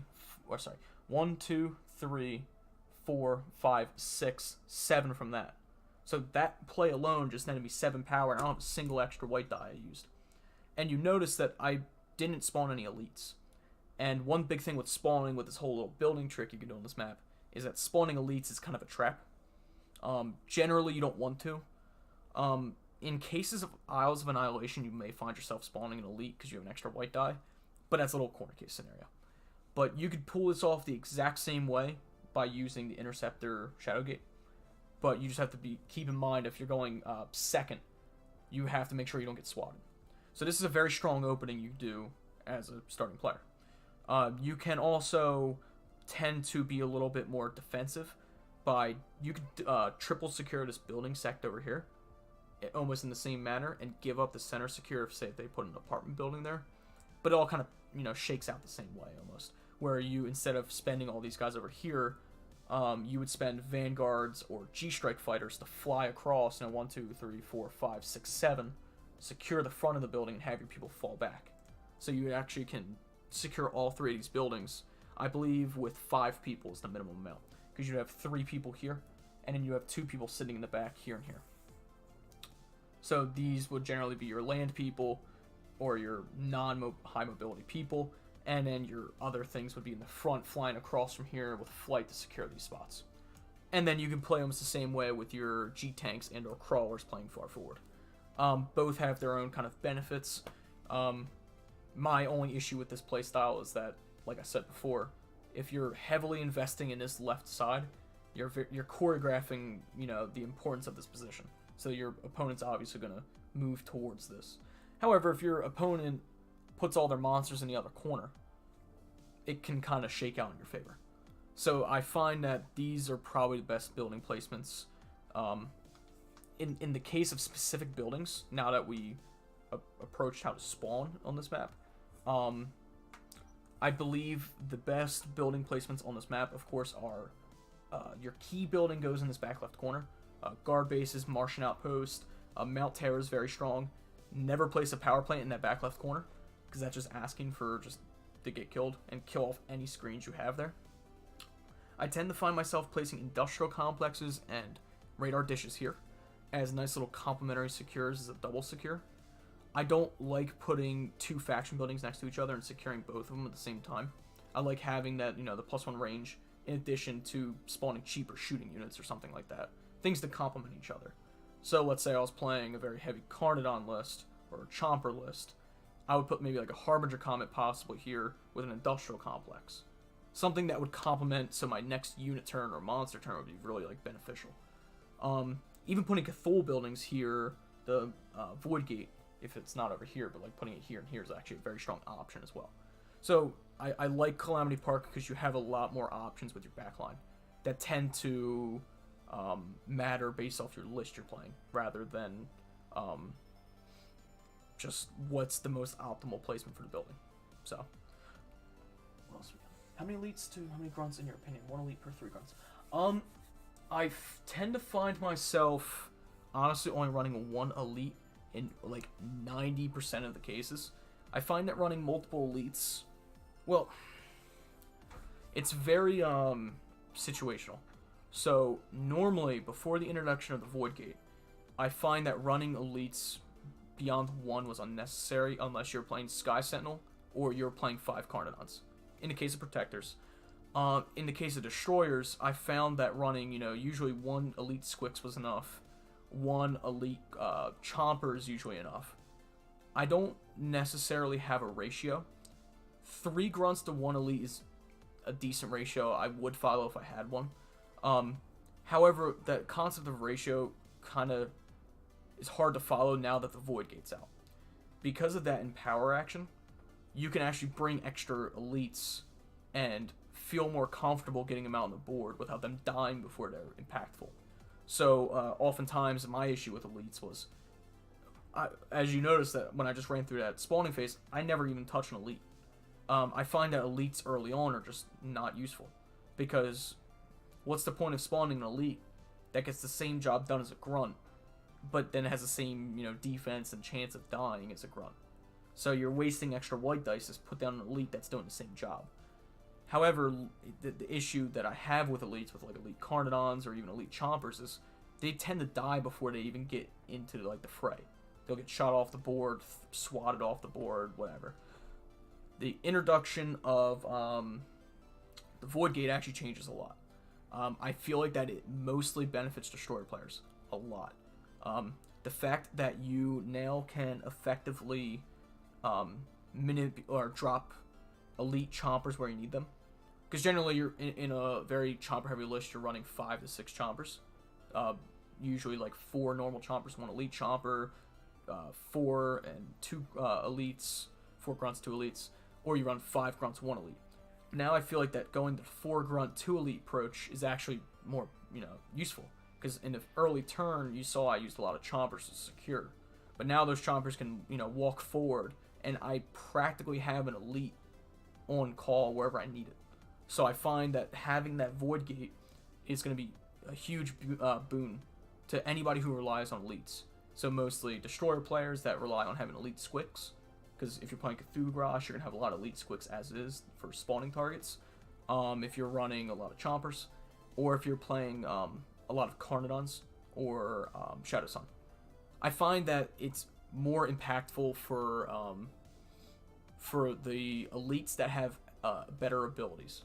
So ones like the elite Carnodon that gives flank, or the Chomper that has the extra blue die and also swings the extra blue die is huge in the commander ability. So having that to be able to just do big damage swings on monsters is huge. So potential. Oh, 100%. Yeah, so in the case of Rogs or Sky Sentinel, I think the philosophy, and I've tested it with different loadouts, but I think 5 grunts, 2 elites with Rogs or Sky Sentinel is an auto-include. I found that, so let's take this map for example. Oftentimes, let's say we're securing this position over here, or if I'm going for this early on, I'm already committing 2 flying models here, or 1 flying model over here, maybe even 2 over here. So you have to keep in mind that, or even on Destruction Junction, you're spending a lot of your flying models on securing. And same as in the case of Rogzor, you're spending a lot of your Belchers securing. Because Chomper's going to be further up the board, getting, farming power.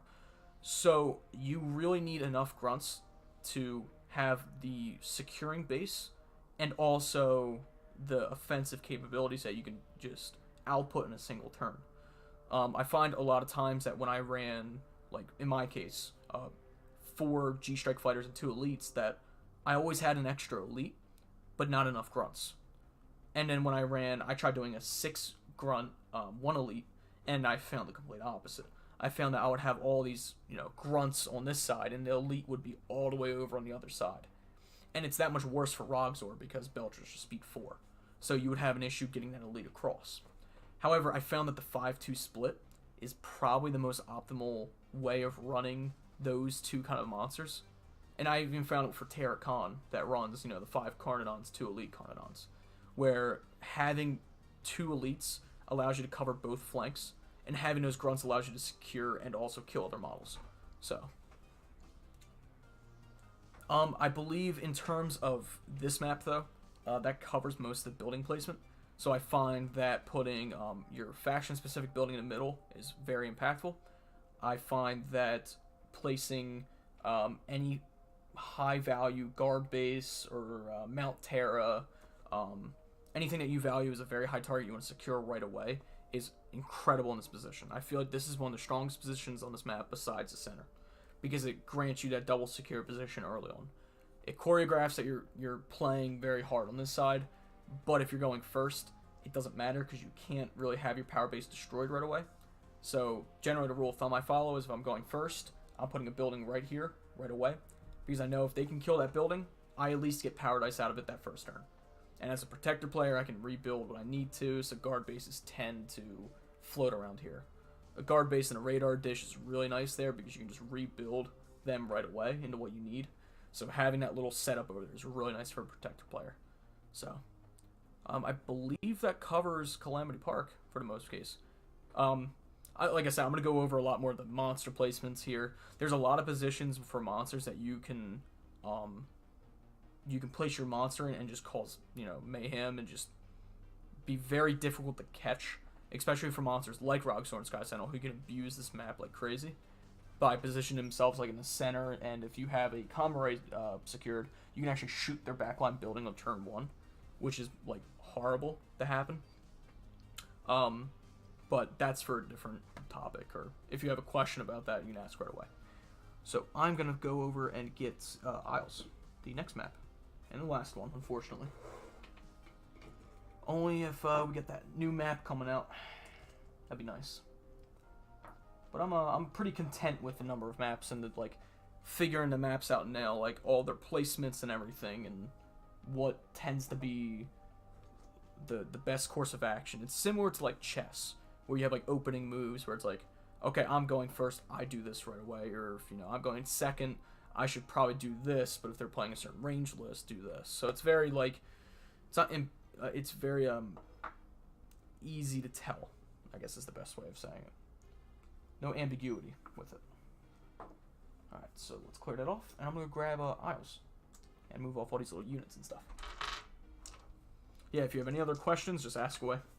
I'm basically rambling at this point, so you guys can, if anything want to be answered.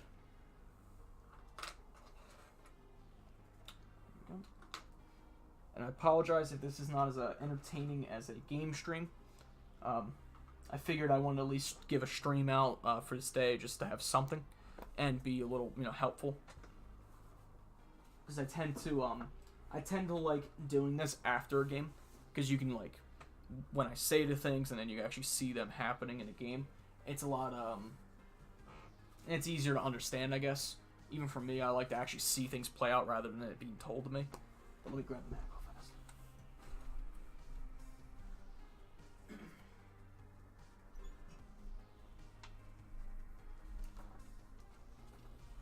Alright, and here is my most hated map. I absolutely hate this map as a protector player. I don't know about your personal preference, but I'm not a fan of this map. This is Isle of Annihilation. So, right away, you can tell it's very strange. And that's an understatement. However, this map is very interesting for midfield buildings. Because, as seen in Destruction Junction and in Calamity Park, you often have... Let me fix the map real fast. Is it good? Yeah, it's good enough. You often have, a ton of things next to these buildings that, you can use a Void Gate to rip off, or you can place a unit next to it to protect it. In this case, you don't have a single, power spot or a neutral spawn spot next to a building. So using the Shadow Sun tech to hide it, to secure or defend the unit, you can't do it on this map. So it's interesting because this hazard in the middle kind of throws everything out of whack. In terms of center buildings, this one's a little hard to tell. Generally, when I when I do my starting turn, if I'm going first, I tend to just place high rises in these two positions. I like that when I have G tanks out early on, I will just plant G tanks around this position here, and just shoot off this position or have planes on the ready. But it's one of those positions that I would never actively go for early on in the game. It's more of a it's a situational thing, where if it's like, oh, they have 3 units on this flank over here, and it's my unit turn, I could spawn 3 G planes or something, secure this high rise, and shoot them off. There's no really clear situation that I could say, oh, secure that spot right away, or on this part of your turn or something like that. It's a very game state heavy position. So generally when I place my first building, I'll just throw a high rise in this position or this position. If I'm running 2 Shadow Sun buildings, it's very odd. Let me grab the other Shadow Sun building. The thing that I actually kind of like to do with these 2 buildings, if I'm running a Maxim list, like a Maxim Con list or Maxim Armadax list in the future, is I like to put the Shadow Sun building here to start. And if your opponent doesn't know what you're trying to do, having the second one set up over here is actually huge, because oftentimes you have things like Chompers, Carnodons, they can't make it through here, and they're so slow that they're never really going to make an impact on units that are over here or units that are over here. So having the ability of jumping units across this position here at will is actually kind of huge. It's also kind of cool because you can use this as almost like a pseudo screen for like Maxim, where you can, like, if you have Maxim in play and Maxim's on the left side of the board, you can shoot units from here to here. Vice versa or whatever. If you have Maxim over here, you can shoot units across from here to over here. So it opens up. It's almost like I treat it like a bridge across the volcano / meteor thing, where it gives you the option of jumping units across. Same thing applies to destroyers, where you can jump across Chompers and so they don't burn to death, or you don't waste your diagonal movements across these positions here, here, and here. That's the one little practical use I like out of these buildings on this map, but it's not super impactful. Besides that, there really is no other way of positioning midfield buildings on this map. There's 2 particular... No, I'd say just one particular building that I think is incredibly strong in the center of this map is actually the Void Gate. The Void Gate has a lot of potential in this map because you can actually rip models off power spots, and you can, because they're all within range here. So if, for say, your opponent was pushing down this way, you can rip off the model and push it off backwards, or push it closer towards you so you can kill it. Conversely, you can use this to kind of slingshot your own models off the board as well. So it has multiple uses. It's going to be kind of rare that you can throw models into the meteor / volcano, because they have to be, within this spot or this spot, so you can actually put them in there. But it does have a pretty far reach, so if your opponents are pushing anything here, you can actually clear screens from up to this point onwards, so this little zone right here. So it kind of allows you to break screens, which is actually kind of big in this area.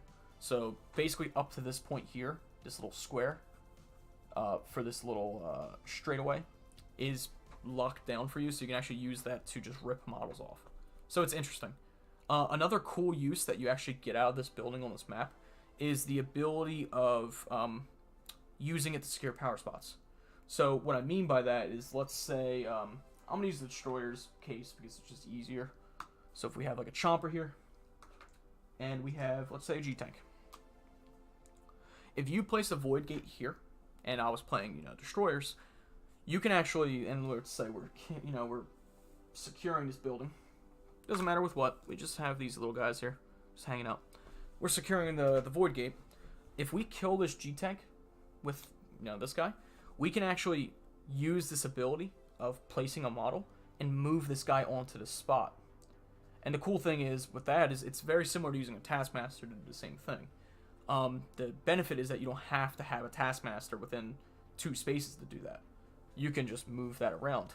Conversely, if you have this guy secured here, and you have a random Chomper just, over here, or over here, and he attacks this guy here, you can just teleport within any spot. So it gives you a cool little option of basically stealing their power spot. And there's really no other way of doing that besides Taskmasters and Raiden with hit and run. Same with Vanguards as well and Hunters with Ares. But having something that can like hit this hard like a Chomper or even a Taskmaster and being able just to lock down that position is actually kind of cool. Having that little extra tech. Let's see if we got any messages. Oh, alright. Cool. So the last thing that I would kind of recommend with this map in general too, it depends what you're playing. If you're playing Armored X, don't follow what I'm about to say. But if you're playing anything else, it's interesting to note putting combustible buildings in these positions. If you can rely on getting early damage, or if your opponent doesn't see it, generally speaking, it's very easy to see the double building throws. But one thing, if you didn't know, is you can actually get 4 damage on throws in these corners here. Because you're interacting or colliding with this hazard here and the building itself. So if you place combustible buildings here and your opponent doesn't see that, you know, you could throw them into it, you can actually do a ton of damage by throwing them into these corners. You do have to remember, though, if you throw them, let's say I threw a monster into this position here, I can't throw them here again and get the damage off this hazard, because you're already currently in that hazard. It's the 3x3. So it's nice to set up, let's say, if I threw somebody like into this building here and then throw them into this, instead of netting the typical 6 damage off a chain, I can net 7 damage, which may make or break a game depending on the, you know, the current game state. But it's an interesting thing to note with combustible buildings. But if you're playing Armored X in this case, you also want to consider putting just power plants in the center. Depends on the matchup, however. If you're playing against someone like Demios, they can just heal off those power plants, and it's almost like a death sentence. But if you're playing Armored X and you're playing against someone that's not Demios, you can really abuse the incombustible buildings in the center and basically make this kind of a safer spot for you to walk through. And that almost goes for any pedestrian monster. If you're playing somebody who's like, namely Khan, if you're playing, actually applies more to protectors than it does destroyers, actually. Because in the case of protectors, Khan and Armored X can't deal with fire. However, in Destroyer's case, you have Demios who can actually use fire to their advantage for Grappler and turn this whole center thing into basically a no-fly zone and make you take damage if you have flying or even high mobility. Or if you're playing Gore Hydra, you have the ability of vaporizing these buildings. So more often than not, it actually impacts protectors more than destroyers. So having incombustible buildings in a list that's maybe like double dinos, having these incombustible buildings here and here are kind of a big deal. So keep that in mind when you're putting buildings down. So having maybe, you know, power plants or even a radar dish just to throw it there, honestly. So in terms of the backline buildings, let's get you out of the way. This map's a little strange, because there's only 16 building spots in this map, actually.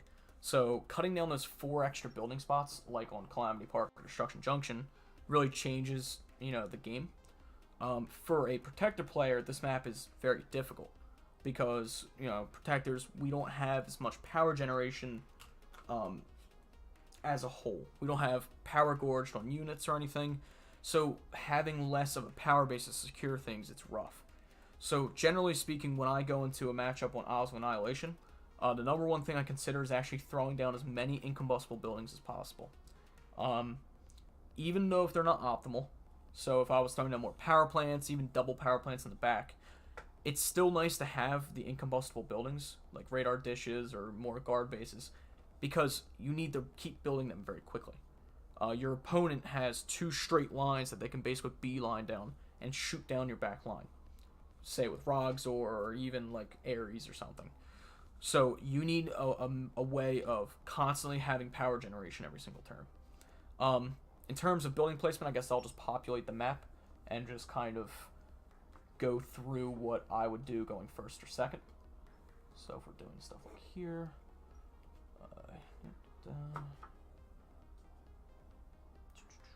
Yeah, I'll just throw a power plant there for shits and giggles. And then let's throw one of these guys here. Alright. So, generally, once this is filled back, or filled up and everything, it depends on who's going first or second. So, in the case of going first, I find that putting one of these two buildings down first is the strongest option. It's kind of difficult because it's similar to Destruction Junction, where it's like it's a very obvious spot to go for. You do have to keep in mind where you put your monsters, though, but I'll go over that once we get the buildings down. So in this case, I tend to put either my guard base here, here, or here. That's what I would generally do. Even if I was putting another faction building, or maybe the Harbinger Comet, having one of these spots is very strong. Harbinger Comet tends to be in the center, because if you notice, the spawn spots are very similar to how the Calamity Park was. But there's actually something interesting with this spot over here, which I'll go over later. But in this case over here, I tend to put, like maybe a guard base or another incombustible building. So like if I put a guard base, I would usually put maybe an industrial complex or a radar there to complement that, not two double faction buildings. But generally putting a building here, unless your opponent is playing the same game, they either will put an apartment here or put their own there. They'll put an apartment there as well. So it all depends if you're nice to each other, I guess is a way of saying it, where if they just say, oh, I'm going to put my building there as well, then you both get that double secure position. But when it reaches that point, I actually find it kind of weird because it almost feels like you both have the same exact buildings out at the same time. And what I mean by that is like if we were playing nice to each other and they put that down next and I put down, the comm array, and then they put down an industrial. If you notice, we're playing like the same game. Like now that I get to place next, if I put, something here, they're going to put something there as well. Conversely, if I put an apartment building there, they're probably going to drop an apartment building here. So it's almost like the map kind of just populates itself, that's why I'm not a huge fan of it. However, that can kind of change depending on actually how you approach this map. One interesting approach to do is actually ditch this entirely. And generally when that happens is if your opponent goes first and decides to be disruptive. So if your opponent decides to throw an apartment here right away, an interesting thing to do is secure the spot immediately, going second. So usually I throw a guard base there, I throw Mount Terra there, but normally it's my faction building. An interesting thing to do, so say if you did that and they start populating their side, is to go for this spot immediately. The strength of this spot is if you look with these two spots and this, you can almost pull off that same trick that I did earlier, where you, let's say, spend, let me get my dice back over here. I think I have all my units still. So if I spend 2 action die here, here, and let's just say I spend 1 over here, I can basically just say screw this side and just not care. And it actually works out kind of nice if you play more on this side. Because if I just spent 3 action die right there, and I decide to push and spawn, so if I push and spawn somebody here, well now I'm securing this building. So if we, flip these in this case, I can get a cheaper spawn if I wanted to. But let's say we did it in the setup I had, where I do push spawn, so I do spend the 1-2, push across that way. So now I just need to spend 1 more push spawn here. So if I push and spawn a tank, or a repair truck in this case, it doesn't really matter. Now I have this and I can spawn 1 for free, or an elite for 1 or something like that, where you can spawn somebody here. So it kind of depends on your situation. That's why I kind of actually like putting like Mount Terra over here, because I'll generally like throw down like maybe a Carnodon. So like I'll do something like this where I have let me grab my Carnodons and stuff so it's easier to see. So I'll go through like an ideal turn what I would normally do. So in this case, what I would do like turn 1 if I had the setup, and let's just say this was, for shits and giggles, a industrial. I would spend 3 initially. And normally it's kind of interesting because instead of spawning the tanks like I did before, just to show you how you do the push spawning trick, I would actually put down the interceptor. Because I'd usually throw like an interceptor here and throw a tank here. And the cool thing is with this setup, you don't have to worry about push spawning twice with an interceptor, which is why it's very efficient. So if I spend 2 there, I spend 1 more. And another neat little trick you could do is if we took him and made him a Carnodon. So we do that. And this depends if you're playing Maxim with Shadow Gates and stuff. But if we did something like this, and if you decide to push spawn, so push spawn, so that's for 2. And now you can do a trick where you push this guy, and now you're securing this. So now you can spawn something for free that's a guard unit. So that. So it's a cool little thing you could do there. So now I have 4 extra die, and all I need to do now that I generally do is I will spawn somebody here that has flying. So generally speaking, I will be throwing out a helicopter, but in this case I'll just throw out a plane just because. And now, so let's just go back over to dice. We spent 1, 2, 3, 4 for the whole push spawning thing. 5, 6, 7. So that's only 7 so far. They got 6 units. It's pretty good. Now, we keep 1 for, you know, say this is a saucer or an interceptor. And we have 2 spots left, and we have 2 white die. So now what we could do, actually, is we just spend these 2 white die. And in this case, we put a Carnodon here. And we can either throw a plane, we can throw another Carnodon. It really doesn't matter. I generally just throw a Carnodon or a tank back here. And now we have 9, and we have that 1. So, like, if I were to move, and this is similar to a destroyer turn, I can go like this, take over this spot here, walk this guy 1, 2, 3. I can either hide him back here if I don't want an Explodahawk hitting me, or we do like that. We can move this guy across to here. So we can either choose to secure this building, or we can try to go for this building. And this is where things kind of get interesting, because you see how I put the jet fighter here? You can actually jump the jet fighter here and secure. So if we did something like this, you just jump this guy across here.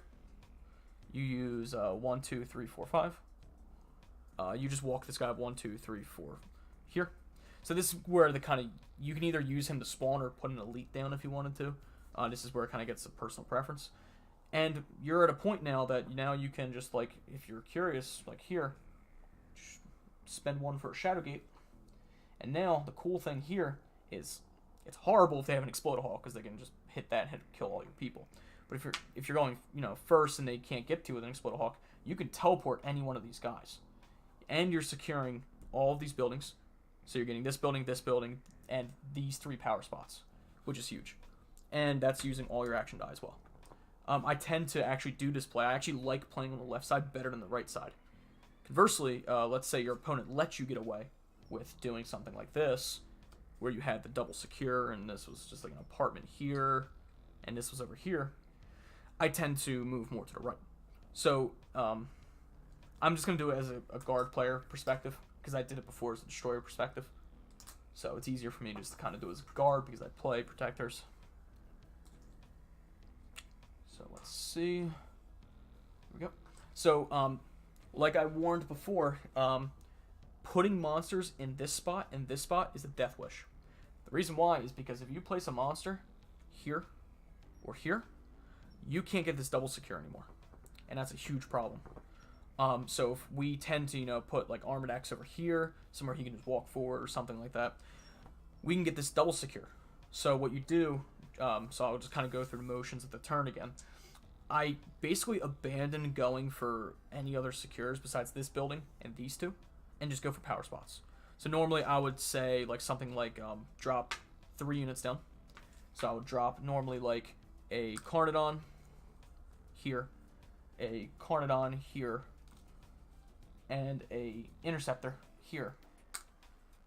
And then normally I always just put the 1 extra die if it's a saucer or an interceptor, put it just next to them so it's easier for me to remember. I would spawn a tank, normally here. Spawn 2 more tanks, here and here. And then I would do a push spawn with this. So push for 1, and then spawn a, another tank or maybe a Carnonon if you want. And now that we're securing this building, we can actually get 1 guy for cheaper. So we can spend 1 to push. So we spend 1 to push here, and then we can spawn a tank. Or let's just say repair truck. I don't have a tank on me right now. Let's just make our lives easier. So the cool thing with the setup, and this works literally identical for destroyers, is if I do this first, I go 1, 2, 3, 4, 5, 1, 2, 3, 4, back to there.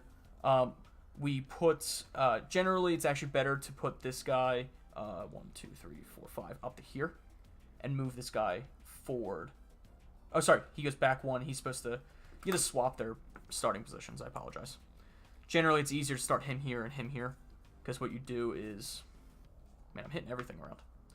You move him up 1, swing this guy back around to here, and we're just going to move everything up first to make it easy. You go 1, 2, 3. You go, oh no, fell off his base. Everything's going wrong. All right, and then you spawn a Shadow Gate, or a Power Pod in your case. So now that's my first turn. I'm netting 1, 2, 3, 4, 5, 6 power. It's not as strong as the 7 power, but it lets you play this double secure and get a little extra or a little more abilities on your first turn. And it's a little bit more reserved. You don't have as many people. It kind of shifts more the game this way rather than this way. So it all kind of depends on what you feel like, where their monsters are. Generally, I find it's better to deploy your units like opposite from their monsters just to get them hell away. You don't want to get swatted, and you want them to spend resources to get to you. Conversely, it's nice to have units to screen your monsters as well. So I tend to find this building placement to actually be the most optimal for this map, and just mirror it if you're playing on the other side, generally.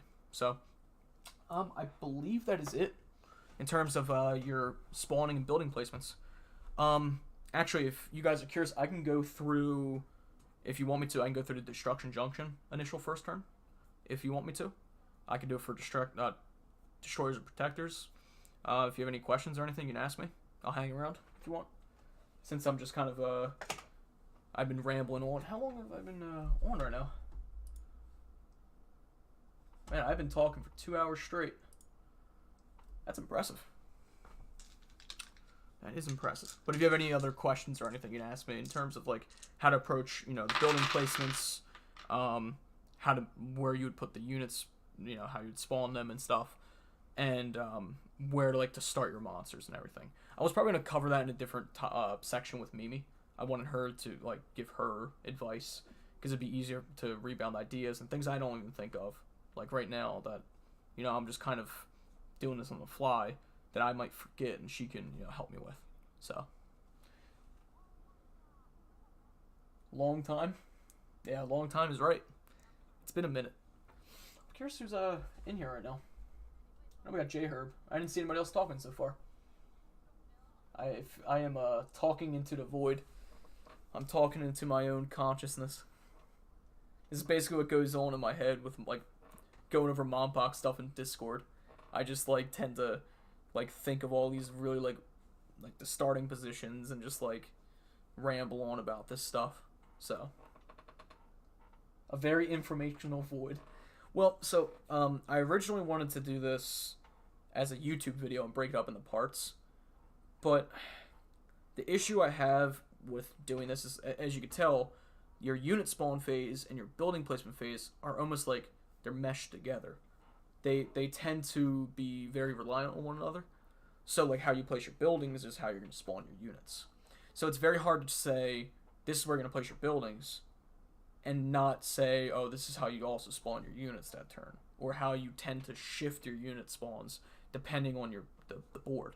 So it's a little difficult for me to just go with one scenario, or go case by case rather than just kind of take all the topics and just kind of, make them kiss and just push them together, So if you guys want me to talk about anything else, if you have any other questions or anything, I'm down. I'll hang around for a couple more minutes and just talk shop about stuff, since I got nothing else to do. I have coffee, so it's fine.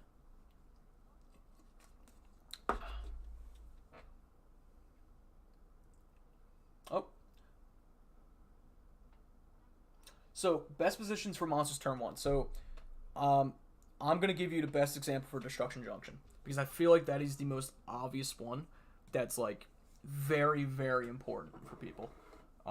And it's interesting because you can actually abuse the rules in your favor on that map. And I'll show you that. Let me just get rid of all these buildings and all that good stuff and show you. So, as I'm taking this stuff apart, one interesting rule is that if you, like, we're playing or reading through the rule book, is that you can't throw a monster on top of another monster. You can only throw models or body slam models on top of valid locations. So let me just move this out of the way. Oh god, no. Don't take out all the units. Put you there. And let's realign this little guy. See what we got. There we go. Cool. Alright, so... oh, wait, oh my god, that's Calamity Park. I mean, I'll go through Calamity Park, but, I want Destruction Junction first. That's the wrong one. Let me see if it's centered. Yeah, we're good. Okay. Centered enough. So, turn 1, like I said, it's very dependent on what you're playing. So, actually, let me grab some monsters I have right here. So, I'm going to do it from a protector standpoint, because it's just easier for me, to explain. So, let's just take one list I've been using recently, which is Sky Sentinel and Armored X. So this is kind of a common scenario where you have one monster with high mobility or flight, and one monster that does not have that. Most often you have like maybe Gore Hydra Cthulhu, where one of them, you know, Cthulhu is high mobility, he can fly over stuff, but Gore can't. So I generally denote them as pedestrians. That's kind of the common thing to do. So when I say pedestrian, that's what I mean by not being able to fly over stuff. So people like Terraconn, Armored X, Gore Hydra, Demios are all pedestrian models. Compared to, you know, Sky Sentinel, Defender, Yashith, Cthulhu, Ares, all of them. So, in terms of turn 1, I think the worst possible thing you can ever do is hard commit to a certain side. Now, on maps like Isles of Annihilation, sometimes you don't have a choice. And even on Destruction Junction, you sometimes don't have a choice. Like, how you only have, like, one valid walkway through this path here. Like, you can throw Armored X here and get an easy walking path down this way. However, what I find actually kind of uniquely strong on this map, there's actually, you've probably seen this in a couple of games too, is a lot of people tend to put their monster here turn 1. Where, if you put your monster here, you're covered from the screen here. The issue is if you know your opponent's going to do that, and you have someone who has, like, Ares or something, you can abuse that, because Ares ignores hazards. So if you have, you know, Ares Demios walks to here and shoots this building, or Rogzor stands here and shoots this building, I believe you can with range 6. 1, 2, 3, 4, 5, 6, yeah. So if you have, like, a radar installation and you shoot this building, Ares can just walk right in here and throw you into a double building. The interesting thing that you can do to prevent this is actually put your second monster here, or even here. The best spot you can actually put them is here. And the funny thing you can do with this positioning here, as a first turn play, is they actually can't throw you if you're put here, because you cannot intersect the bases. So if you were, like, say here, your opponent can just throw you here. Like, they get that double building throw, you can't stop that. And a lot of people tend to play on that side. However, what I tend to do is I will flip this. I will put Armored X here and Sky Sentinel here. And like I said before, this position here, this one's not as strong because they can just walk forward and maybe just body slam you here and body slam you again and get the 6 damage.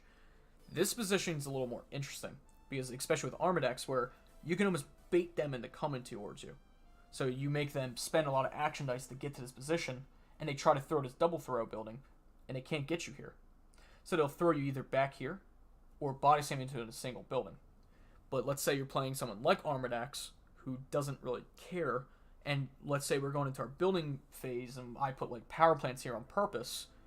Well, now it's very difficult to, you know, clear off that building or put a body slam into me and really me caring, because I'm Armored X in this case.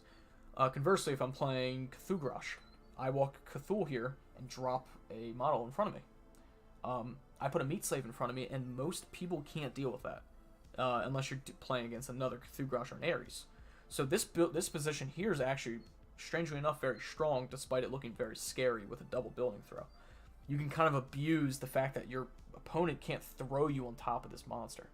They can throw you for like 3 damage here, but you can make them walk into hazards to get to and spend a lot of action dice. So if you play it correctly, you can actually play to your advantage.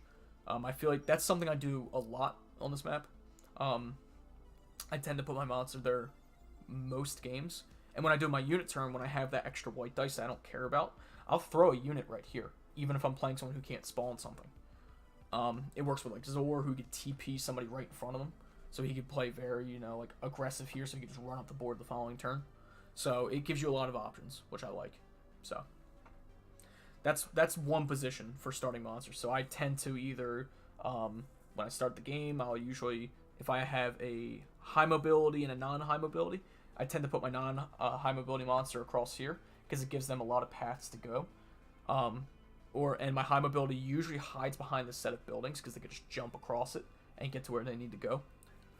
In the case of Sky Sentinel Rogzor, it's really cool with this map because if you plant them here and you have a comm array, you can actually shoot across on these buildings. You actually have the range to actually shoot both of these buildings. So as a Sky Sentinel Rogzor player, your first secure, let's say in these 2 positions, is like a comm array. You secure that right away, and let's say, in my case, I'm playing Sky Sentinel, and my first turn, I have him here. So I'll run through a scenario that could happen a lot. So let's say we have, let's throw this here, let's throw an apartment here, just for shits and giggles, right? Something like that, and we have a comm array like here. So if I'm securing this center building on my first turn, realistically, like such, and let's put him back to where he would normally be. Or actually, sorry, my monster would be there, and then let's say we're securing here, and then we have 3 planes just hanging out here. So let me grab some extra planes real fast, just to show you how impactful putting your monster there first can be. So let's see what we got. You, oh, get over here, and you. There's probably going to be more units on the board at this point, but I'm just going to throw these just to show an example. So we got that, right? So we're securing both this and the Mount Terra building. So the cool thing that you could do, even as a Destroyer player with Rogzor and a Mount Terra building, is if you like put your monster here, and if I was playing smarter and I actually put my tank here to screen my right side, I could effectively shoot off this building, and if it's like a non-combustible, it's even better for me. So if we say that's also an additional power plant on this side, because I put like a power plant bomb there, I can shoot this building off, kill it, and I can walk and step to this monster. So let's say we have a Gore Hydra just kind of hanging out behind there or something. So we got like him, he's like sitting here or something. Or another monster in this case or something. Or better yet, like here. Or even here. Lots of spaces. Because normally people think they're safe on this spot here. So you can go, 1, 2, 3, 4, 5, 6. Spend 1 for this ability. Step 1, step 2. And you can step to them already here. And you can have your other monster in their face and throw them back to here. Generally, this is a very aggressive playstyle to do, of course. And it works even better if you have something like an industrial complex attached or a very fast monster. This is if you're playing very, gung-ho with, armored X or, like, anything that can afford to be killed right away. So, that's another option or another way that this is actually a kind of an interesting playstyle that can punish those kind of setups originally. I've also had situations where my opponent, like, did the typical, like, here. And you're like, okay, then you can't get to me in this case or whatever. But then I do the same thing where I go, 1, 2, 3, 4, 5, 6 to here. And step 1, 2 for 1 with Tectonic Shift. And then I just step 1, 2, 3. So for the cost of 4 white die, and then the 1 white die for the shot to kill the building, then I can get first blood, either body slamming him here. Which, this is where like, I could take the hazard, take the 1 damage, and then body slam him here for 4 damage. And then, following turn, lead up with that. Or, like, disrupt them by throwing them back here, killing off their power base, because like I said before, this is a very vital spot. So, like, if I throw them back to here, I don't even have to be super worried about retaliation because their power up the next turn might be kind of weak. So there's a lot of options that you have. Like I said, very aggressive. You're putting a lot of white dice into doing this play, but it's interesting for a first turn. And it works way better when you have faster monsters. So in the case of Armadax, he is slow as shit. He's speed 6. He ain't getting, very far. But in the case of someone, say, even Defender X, where you can not burn the diagonal, so it's what, 1, 2, 3, 4, 5, 6. If you step initially, so if you step 1, 2, 1, 2, 3, 6, step 1. Yeah, I think you spend the same amount, but you can still fly over this, and you don't have to waste your diagonal if you don't need to. Also, securing an industrial turn 1 is also kind of big, but it all depends on what you're running. I find this play works honestly the best when you run Zor Maxim and Sky Sentinel, because that +1 speed lets you save an extra white die, and that's pretty huge considering you have Penetrator as well. So that's it for this map, I think, in terms of like turn 1 plays. I tend to find myself positioning a high mobility monster on the center here or here, so I can either jump to this position here or this position. I very rarely find myself putting Sky Sentinel or any high mobility monster over here. I generally let my slower guys go through this way. And if not, then I usually let Armadex kind of, or Terracon, or if you have Gore Hydra, kind of meander around here and kind of work whatever way they need to. I was considering some interesting options where you, like, it's very monster specific, where you can, like, hard, if you're going second, and you want to do like a very interesting like, if you want to go straight for their power base, you can do something with Cthulhu where you try to jump over these buildings here, and you drop down like models on this power spot, and you try to screen yourself by like stepping back here. And if you step back in this position, they actually can't really get you, unless they like clear off this building and try to step here and throw you into this double. But you can try to build screens and stuff to circumvent that. So you do have options of dealing with that. Can that work with Rogzor without high mobility as a change? As in, you can make it. J-Herb, what do you mean by can he make it behind those buildings after spawning? Oh, do you mean like in this position here? Like, but like if I had, I don't know, something like this, like that, and like with the units kind of like stuck around here. Because usually, the way like this is secured is kind of typical, unless like this guy was up by 1 or something like that. So you actually kind of have this nice little landing zone here, and usually turn 1 I always put my high mobility guy or Rogs, or in your case either here or here, between either one of those, generally in the center, because the way I position my tank here, and the difficulty of getting to his position early on makes it almost impossible for people to actually like commit to killing your monster by doing that. So this tends to be open.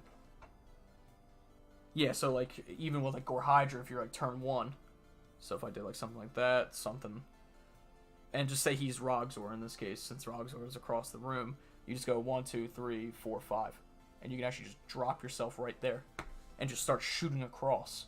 And that's huge for Rogzor, because Rogzor doesn't want to be called out early on. He wants to be just hitting back, taking pot shots. You do not want Rogzor to be called out early if he doesn't need to be. Especially if you're pairing him with like Gore Hydra. Because Gore Hydra is meant to be your beat stick and just take the damage early on. Because he's supposed to be your threatening guy in Hyper that your opponent kind of just singles down. So I think that's really it for how I position monsters usually. So usually I tend to find myself putting, like I said, my high mobility on this side, so I can either drop him here or drop him here. I very rarely put my high mobility monster here, but as the game progresses, it kind of shifts towards that direction. I often find myself either flipping between my non-high mobility monster, running up the side of the board or through this little gap here, and abusing the fact that you can't throw into doubles. I tend to do that as going first, because I can like put all my monster there and everything, and just keep a bunch of my my white dice in reserve, my action die, and in the following turn, if they move anywhere within this area, I can spring to action and go straight for them. So, and that's where the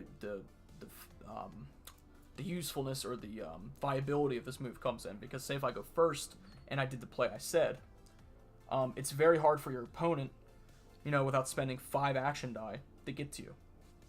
So yes, they could do maybe 6 damage to you, but let's say I did this for turn 1, I spent maybe 1 action die this whole time. So now they get the initial damage, but I could chain an extra monster turn, and I can safely kill them during their turn, or bring them down close to death very quickly. Because if they put their monster around this area, that whole process that I did earlier was based off my spawn. So now I'm already like 6 tiles closer, which means I don't have to step a single time unless I'm killing a building. And if I still have this tectonic shift up, I can just walk right into there and just, yeah. It tends to work very well going first. And even going second, it's kind of nice. It's just kind of like a little turtle move to do. But it all depends, like I said. I also sometimes find myself doing this, where it's kind of harder to catch any of these monsters, really. Because you would have to kill this building here to catch him, or kill one of these buildings to catch the other one. It's very hard to get to him from this position. So. Oh, Mimi's coming back. So I won't be alone talking about this stuff. I believe that is it for this map, though. I like this position going second, preferably, and the other position going first. And that's how I usually play this game. So yeah, going second like this makes it very hard for your opponent to get to, and it's a very cagey playstyle. The downside is you cover a spawn point, but I think it's worth it for monster safety, usually. I think for Calamity Park is a completely different beast. And like it kind of like with all these monsters, it's all dependent on who you play. It all depends on what list you're bringing and stuff, and how you start a first turn. So let's see what else we got.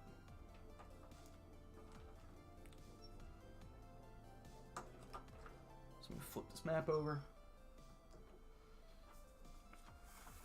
And we got Calamity Park. So, I like Calamity Park a lot for pedestrian monsters. For starting turn 1. Because you have a lot of options for pedestrian monsters with how, like, open it is, like, pathway-wise. Destruction Junction is more open in the center, but you're limited to where you can wind up in the beginning. Like, it's very choreographed. But this is like, if you go these 2 ways, you can either go this direction, step here, and use this as a screen. You can walk through the center and sidestep around here, or just go straight up the middle here. First turn, or actually, sorry, like I said before when I was going over Calamity Park initially, I said this placement was a trap going first. And I'm going to explain why it is. So, let's say my opponent, I'm going to put it on their side of the board to make, or no, wrong building, to make it kind of clear. We're going to say they're playing Protectors. Oh, why am I putting that building? Let's put, like, you there. Like that. Let's say something like realistic. And they have a G-Tank here. Like such. Something like that. And let's just make things the worst possible scenario for a Protector player. Right? So let's just say this is possibly one of the worst scenarios a Protector player can find themselves if they go second. This is the worst thing that a Protector player can do. Ever. Few reasons. So, the reason why I said this was a trap is because you're vulnerable to swatting. You're vulnerable to being swatted into something. So, let's say in my case, so it's easier and I don't have the model currently on me. We're going to say this is actually Cthulhu. We're just going to put him here. Actually, let's put him there. And let's say this is Rogzor, since Rogzor's on the paint bench right now. Right? The issue with this setup here is if I have a Taskmaster, which is why you run the Cthulhu with this, or it's an option, or let's just say we don't even have Cthulhu, or just ignore the fact that we put a Taskmaster, and let's say we just have, the typical Harbinger Comet, and maybe an Industrial here, and like an apartment or something, right? If you secure this building, and you don't even need this, the big focus that you need is actually this comm array. So let's say this comm array was over here. And if you're securing this comm array, you can cripple the other player. Like, horribly. And how you do that is, this works for Sky Sentinel as well. If you use your movement, so you go 1, 2, 3, 4, 5, 6 to here, and you step for 2, the issue now for the opponent is this position, 1, 2, 3, 4, 5, 6, you're in range to shoot that building, that power plant. So if you shoot that power plant with someone like Rogzor, you can kill everybody securing that. So if I was, that protector player and I had a bunch of stuff securing this power plant, like I normally would if it wasn't a power plant, like something like that, you're kind of screwed. Because now they kill all those people. Cthulhu goes 1, 2, 3, 4, 5, 6 to here. Step for 2. 1, 2. And now you throw or swat this guy. You can swat him into this building here. So now you did that, and now both your monsters are relatively safe from retaliation. So because you did this play, and let's say you kill this guy, and you swat it into this building, or better yet, you can swat into their unit. But let's just say you swat into their building. The following turn, if we're assuming that you killed this with Rogzor's shot, they're powering up for at most 2 or 3. It's crippling, this setup. So you put your opponent in a situation where they actually can't really do anything in retaliation. And that's what's so rough. So, that's why this position's so strong. And it's only better if you secure this building. Because you know how I stepped twice with both of these guys? Well, I saved 2 action die from simply securing that. Which is why I said a lot earlier in this podcast that securing this thing saves you action die, which is huge. Because I would only spend, at most, doing this play, like 4 or 5 action die. Now, I have a few options I could do. I can either decide to step back 1, 2, 3, and be completely safe with Rogzor, and leave my frontline guy here to drop somebody, and just give them the next turn. And if I'm playing Cthulhu in this case, I could just drop, a meat slave on this position here, and just keep Cthulhu safe. So, it's crippling for your opponent. And they can't really chain monster turns together because they don't have a power base established. So what I just showed there was a very strong monster turn you could do with Rogzor, or a very heavy ranged model, like maybe Terracon or even Sky Sentinel, is to get in the center position and blow off that building turn 1. So, that's one starting position I, tend to do. A lot of times I find myself playing very cagey a lot of times. So, I will put a monster here if I go first, and a monster here. If they know I'm going to be doing that gimmick, or I can't do that gimmick against the Destroyer player as much, I'll put my my monsters in this position here, because it requires, it depends if I'm going first or second. So, the only downside with this position is you get thrown into this double building. So, you have to make sure that they have no way of clearing this building, or you play both your monsters far back like this. So if they can't, clear off a building and effectively step to you to throw you that far, then you don't have to worry about getting thrown into a double building. But also positioning yourself maybe here, or I kind of swapped around the monsters if I did something like this, and him step for 1 and drop a meat slave here, or drop a meat slave here, and stop me from being thrown into a double building at all, is also a very strong play. And like I said, it all depends on what monsters you're running. A first turn is kind of hard with more gimmicky monsters like Zor or Cthulhu, because you drop down the screens and stop you from getting hit in the first place.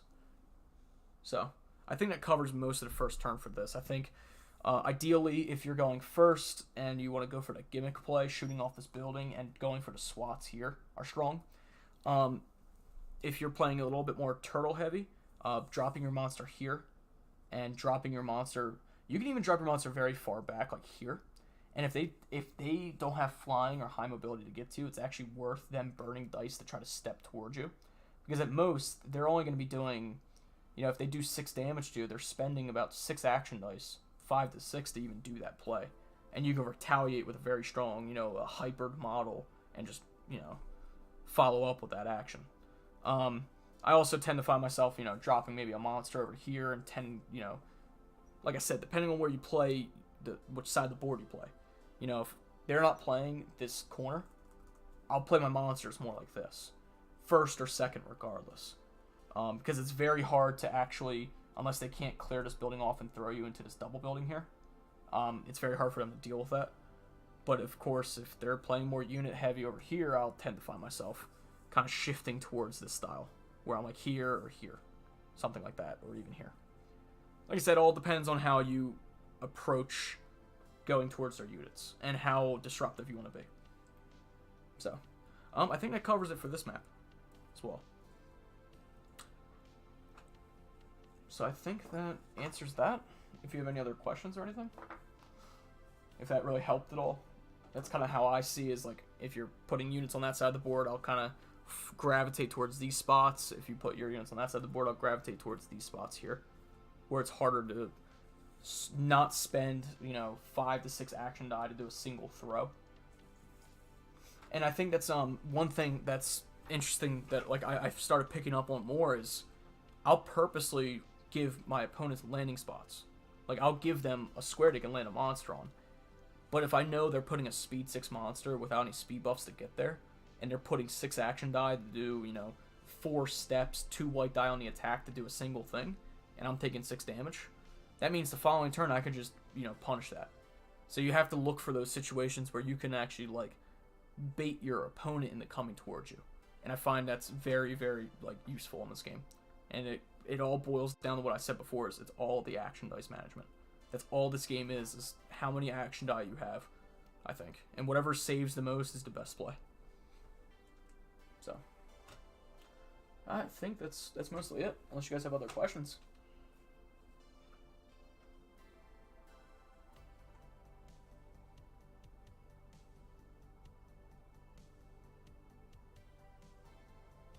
Oh, I just noticed I didn't put the, messed up. Oh, wait, no. Oh, that's weird. Oh, you know what I didn't do? I didn't transition. I had like a little fiery background going on for this thing. I just noticed that entire stream it didn't have that on the back. I thought that looked cool with like little fire on the back. I wanted to change it up a little bit, but yeah, if anybody else has any questions at all. Actually, how many people do we have watching? 7? Honestly, I didn't expect that many people to be watching, considering it's just me talking into, talking to you guys. I don't know if you guys were that interested in this kind of style of, videos and stuff. So.